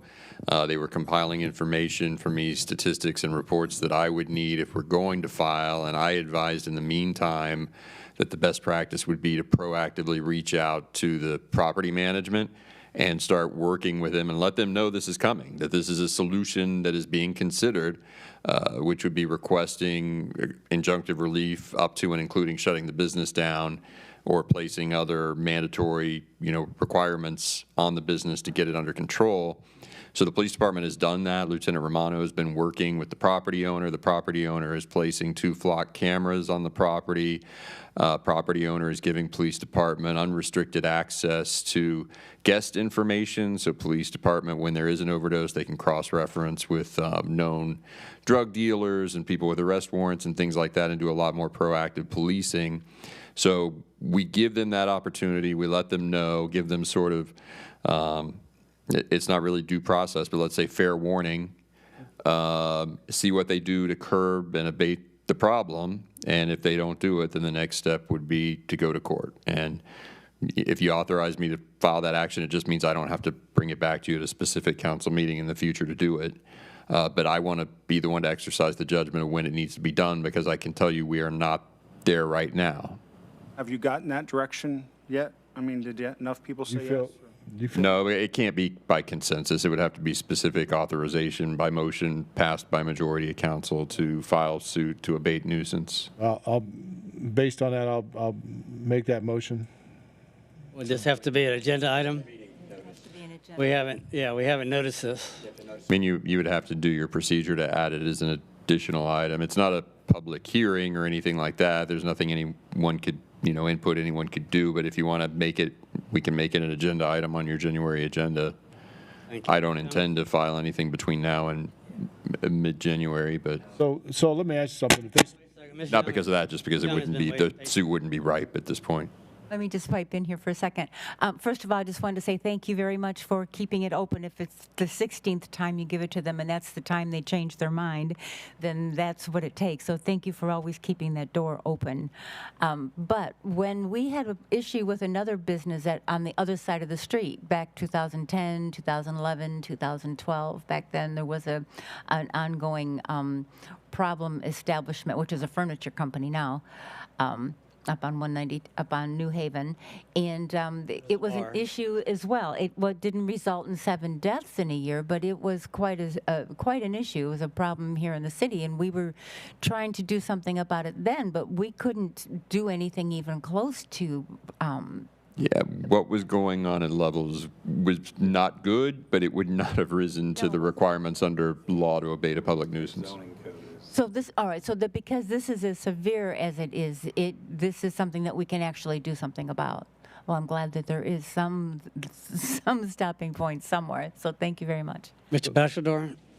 Thank you, Mr. Mayor. I think my preference would be to get the data, put the data in context, and then be provided options by council based on that data at an upcoming council meeting, so that we are making smart decisions based on data in context, particularly in light of national epidemics, not the COVID one, the other one, so that we are making sure that this business is an outlier. Because if the business is not an outlier, we would expose ourselves to risk were we to take any action. Thank you. Thank you, Mr. McDowell. Thank you, Mr. Mayor. Echo what Council or Deputy Mayor Young said, and that is great. I do think it's systemic. It's not isolated to here. We might be just pushing it off to a different location. I understand that. I think in good faith, it sounds like things are moving. I do want to say also that this is the same facility that is housing a lot of homeless individuals as well. So I do think that and it's not any big secret. This is the hotel that a lot of homeless people come to here in this area. So just kind of keep that in mind. If you just kind of push things off, let's get to the systemic issues. But it sounds like in good faith we're moving in that direction. I would support, though, Councilmember Ditmore's motion, or soon-to-be motion. Yeah. The only question I have is, over the holiday, we have 2, 3, 4 more. What do we do? We got to wait till the next meeting? Call a special meeting. I mean, is that going to be our only option? Can I chime in for a minute, Morris? I think Councilmember Bachelor hit the nail on the head. We are conducting an in-depth analysis across the city to make sure that everything that we're telling you is extremely accurate. More importantly, it's not just across our city, but I think looking at the county as a whole is also important. So, because we want to get the, you got the small picture, we want to get the big picture also, so we have a snapshot of what's really going on. But I will tell you that you're on track for sure, Councilmember Ditmore, that you have identified a place that is definitely problematic that we have to work on. And one of the things I put out initially through, with my SIU unit, that they will work on this location because of the same problems that we've been experiencing. And we have made arrests, and we had done investigations. We have flipped people and taken things federal just out of that hotel alone. So it's a little more involved than I guess just trying to close it down. I think trying to get all the correct information so that our city attorney can bring that forward to the court to close it down or whatever we're going to do with it. Understand. It's gonna be important. Could you tell me, do you have a clue or do we know how many deaths we've had, overdose deaths we've had in the city of West Melbourne in 2021? Well, I'm doing an analysis right now. I don't want to just give you a figure off the top of my head because this is something that we were looking at for this hotel alone. But we've had them across the city, and Does this hotel represent the lion's share of our yeah, deaths? absolutely. So it would be fair. We have I'm sure we have over 14 deaths right in the city. I mean, a lot. Yeah, so, and again, if I say one thing, I don't want to come back and tell you another. So let me conduct the analysis, which is ongoing at this moment. And honestly, we've been concentrating on this hotel for the last year or so by doing sting operations. And it's not only just narcotics, but it's prostitution. It's other things that are also we're looking at. So it's... Will that be ready by the next meeting if they have it on the agenda? Absolutely, yeah. I think we can get this together pretty quickly and make it a priority. And that's what I meant by nothing would be filed regardless before the next meeting in January, because everything that's going to be compiled for the agenda is the same stuff I've requested that would be necessary to support a lawsuit. Like I said, I'm not going to file one to lose, so we need to build that case. No doubt it will show that this is an outlier and an unusual location, but you do have to build that case. Okay, so right now we've been working on it about 3 weeks. About how we'll be seeing some of the numbers you'll be sending over to us here, probably. If you give me 24 hours, no, I'm just joking. If you give me a few days, I'll get this together pretty quickly for you, and I'll give it to Mr. Morgan and Morris, and then Mr. Morgan will direct me to give it to council, and I'm sure, and there's no secret here. It's public information, and I'll get it together and organize it so we can look at it in an intelligent manner and make a decision about, where the problems are. I mean, we do it all the time with other crimes too, right? Car breaks are the big one. Right. We're always looking at those. So there's hot spots all over our city with different crimes. This is definitely a hot spot. Okay. All right, thank you, Mayor. And I want to thank Councilmember Ditmore too for discussing this matter publicly and bringing it to light for the rest of council. But more importantly, it's not like we haven't put a lot of effort into this hotel and trying to work with them. The owner is very cooperative. He has been, and I will say that. So that's one of the good things through our investigations has been very helpful. They do have camera systems. We want to make improvements there. Let me just ask you one question. In the last year, during all this time that's taken place, how many times has he reached out to the police department about all the deaths that he was having that he knew about? Well, I think, I'm just making a point. I understand what you're saying. Yeah. Exactly right. I mean, he's cooperating, I think, because he has to. Because he has to, and his back's against the wall, and it's not really because he's trying to be, in my opinion, he's trying to be a good guy. He's known about this all along, and I think he failed. He failed. He failed miserably because of by letting this go. I mean, if he's an on-site person there, I think he could have done a lot better job. But anyways, that's just my take on it. So, but no, thank you, Chief. I appreciate it. Thank you, sir. Councilmember Bentley. Thank you, Mayor. And I would just comment to our city attorney that I would support any action that you deem is the right course of action. Every time I see something going on, an overdose or something, whether they die or not, it's generally at the same place more often than not. And so, I would be in support of taking some kind of action to do something to change the outcome that we've been dealing with for the last couple of years. And then on with my report. I was next, right, Mayor? Yes. Okay, I thought that's what you meant. I did attend the Space Coast League of Cities meeting last night, along with several other folks up here on the dais. And there was a gentleman, I think he's from Sebastian Inlet. I'm not sure of his name or if that's actually where he's from.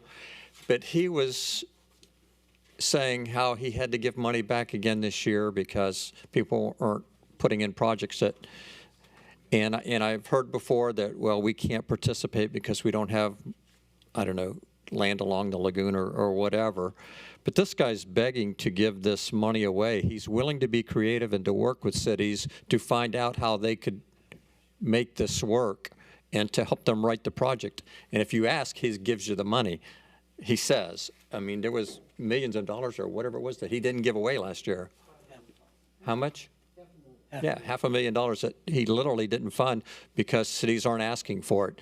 And, you know, I would ask that West Melbourne doubles down and talks to the guy or other people and say, is there some way that we could qualify it? And so I would just ask that we go back and do that again, because it just seems like a waste that we can't think of something to make use of that. And he seems to think there is ways. Well, make him say, tell us what it is. I don't know what it is, but hopefully we could get a couple of people to sit in a room and say, here's a project that West Melbourne could do that maybe is landlocked that would qualify. So enough on that.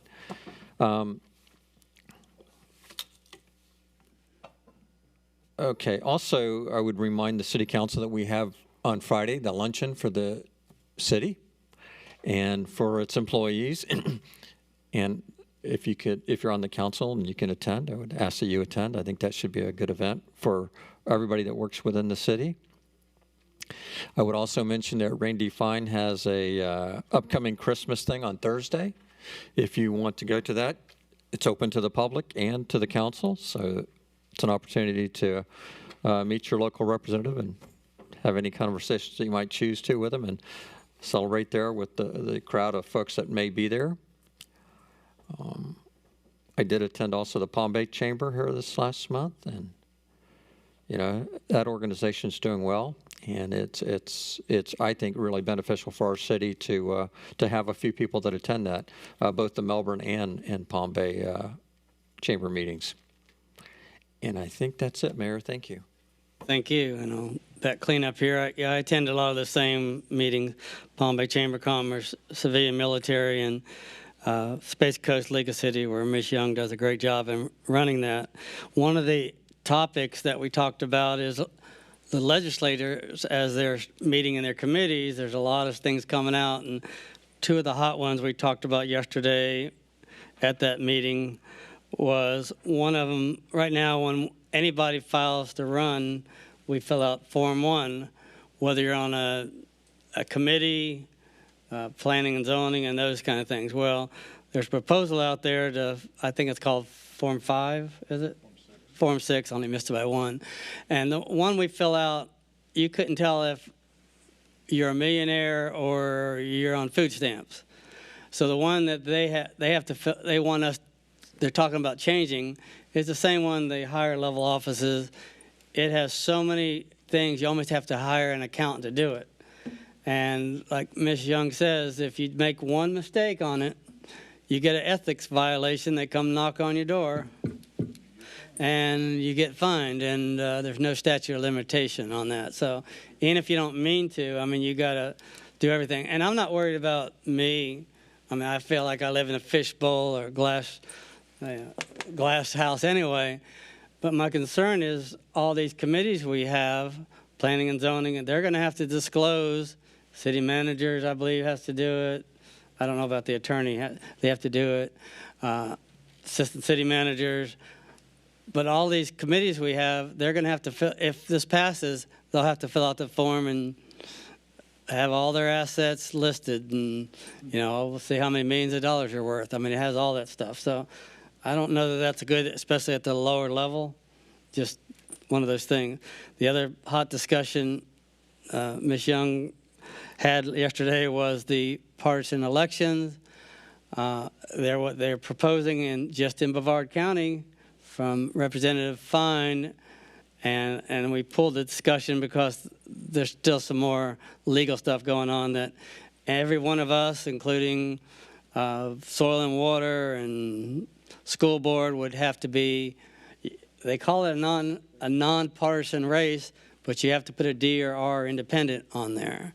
So we're seeing how legal that kind of thing is. So again, that's one of the things that they're looking at Tallahassee, and there's a big one some of y'all alluded to at the ordinance one that I mean, you change an ordinance and you got to hire a economist to see how that affects not only Brevard County, but maybe how what we do would affect the whole state. So, again, it's shutting a lot of things down. Moving on, the tree lighting ceremony, I want to talk about that a little bit. Central Middle School did an excellent job. They had their band and their orchestra and strings out there, and they did a nice job of playing there. And it's nice that all those junior high kids don't drive, so all their parents were there, so we had a big crowd. I would just ask that next year the tree that we have it's seen better days.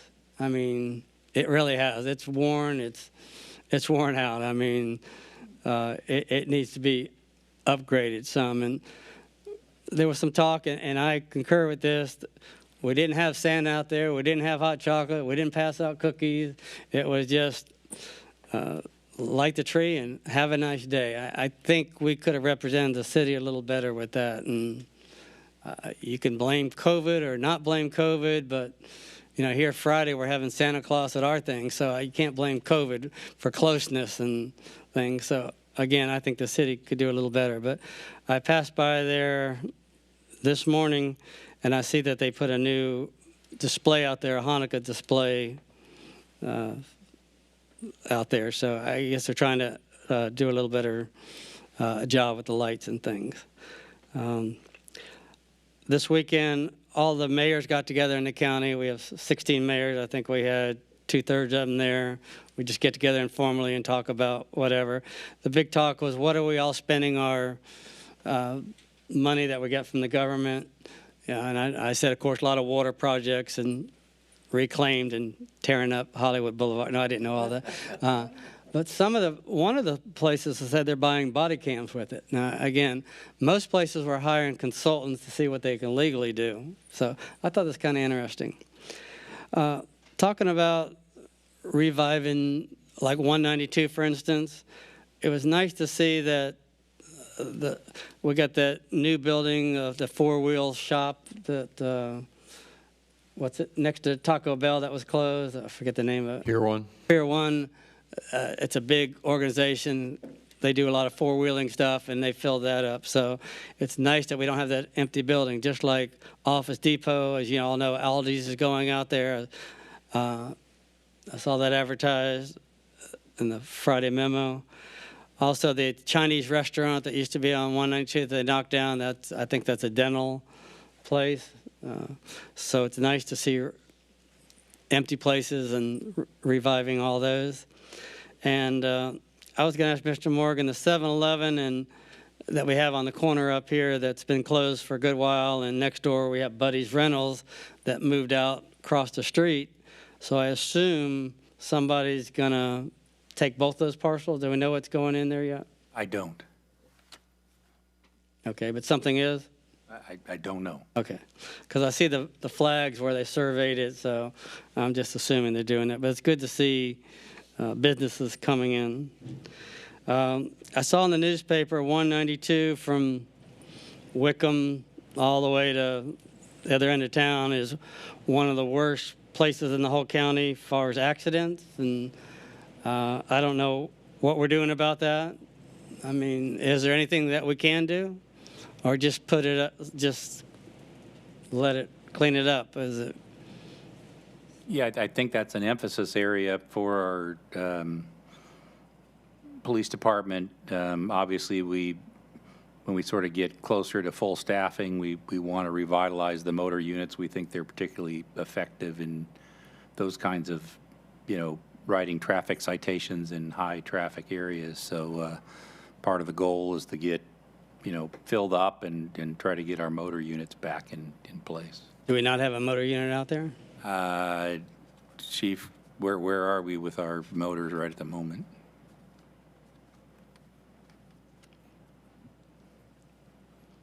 Yes. Thank you, Mr. Mills. But we have one motor officer right now, Mayor. We had an officer that resigned, so we had two at one time. And I think what we're looking at is our traffic unit, which is 4 officers. And we do what is known as a STEP program where they go to the problematic areas, the hot zones where we're having the majority of our auto accidents. And you're exactly right, that was one of them. And we were moving them around throughout the day to do traffic enforcement during the critical times when we identified the areas when people were getting involved in accidents. So, and that's a quick analysis we do through our system that we can look at and identify those timelines. We don't have enough information on that where the bad accidents are yet? Mayor, we know where all they all are, and you do too, and that's where we've been putting our officers. So right now, and Mr. Morgan's right, we're a little low on manpower. We're trying to get people on the street and trained, but our traffic unit is now doing a mid-shift to help out with the squads. I did hear you on the radio or saw your thing when you were with Sheriff Ivey up in Cape Canaveral area or someplace, and they interviewed you, and they said you need anything in West Melbourne, and you said, send me officers, we need more help. So where are we with staffing? And it worked, Mayor. Right now we have one opening. Everything else is conditionals, or they're in the process of going through the academy or in training. So we have literally one vacancy, I'm going to call it, where we don't have a conditional, they're not in the academy, or they're not in the FTEP program.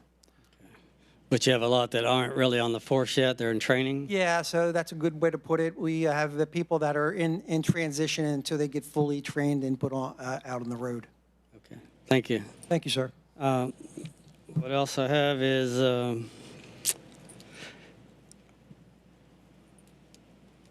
I had a request that we have the COVID testing that's kind of dominating the park there, the big covered area where kids normally used to play and stuff.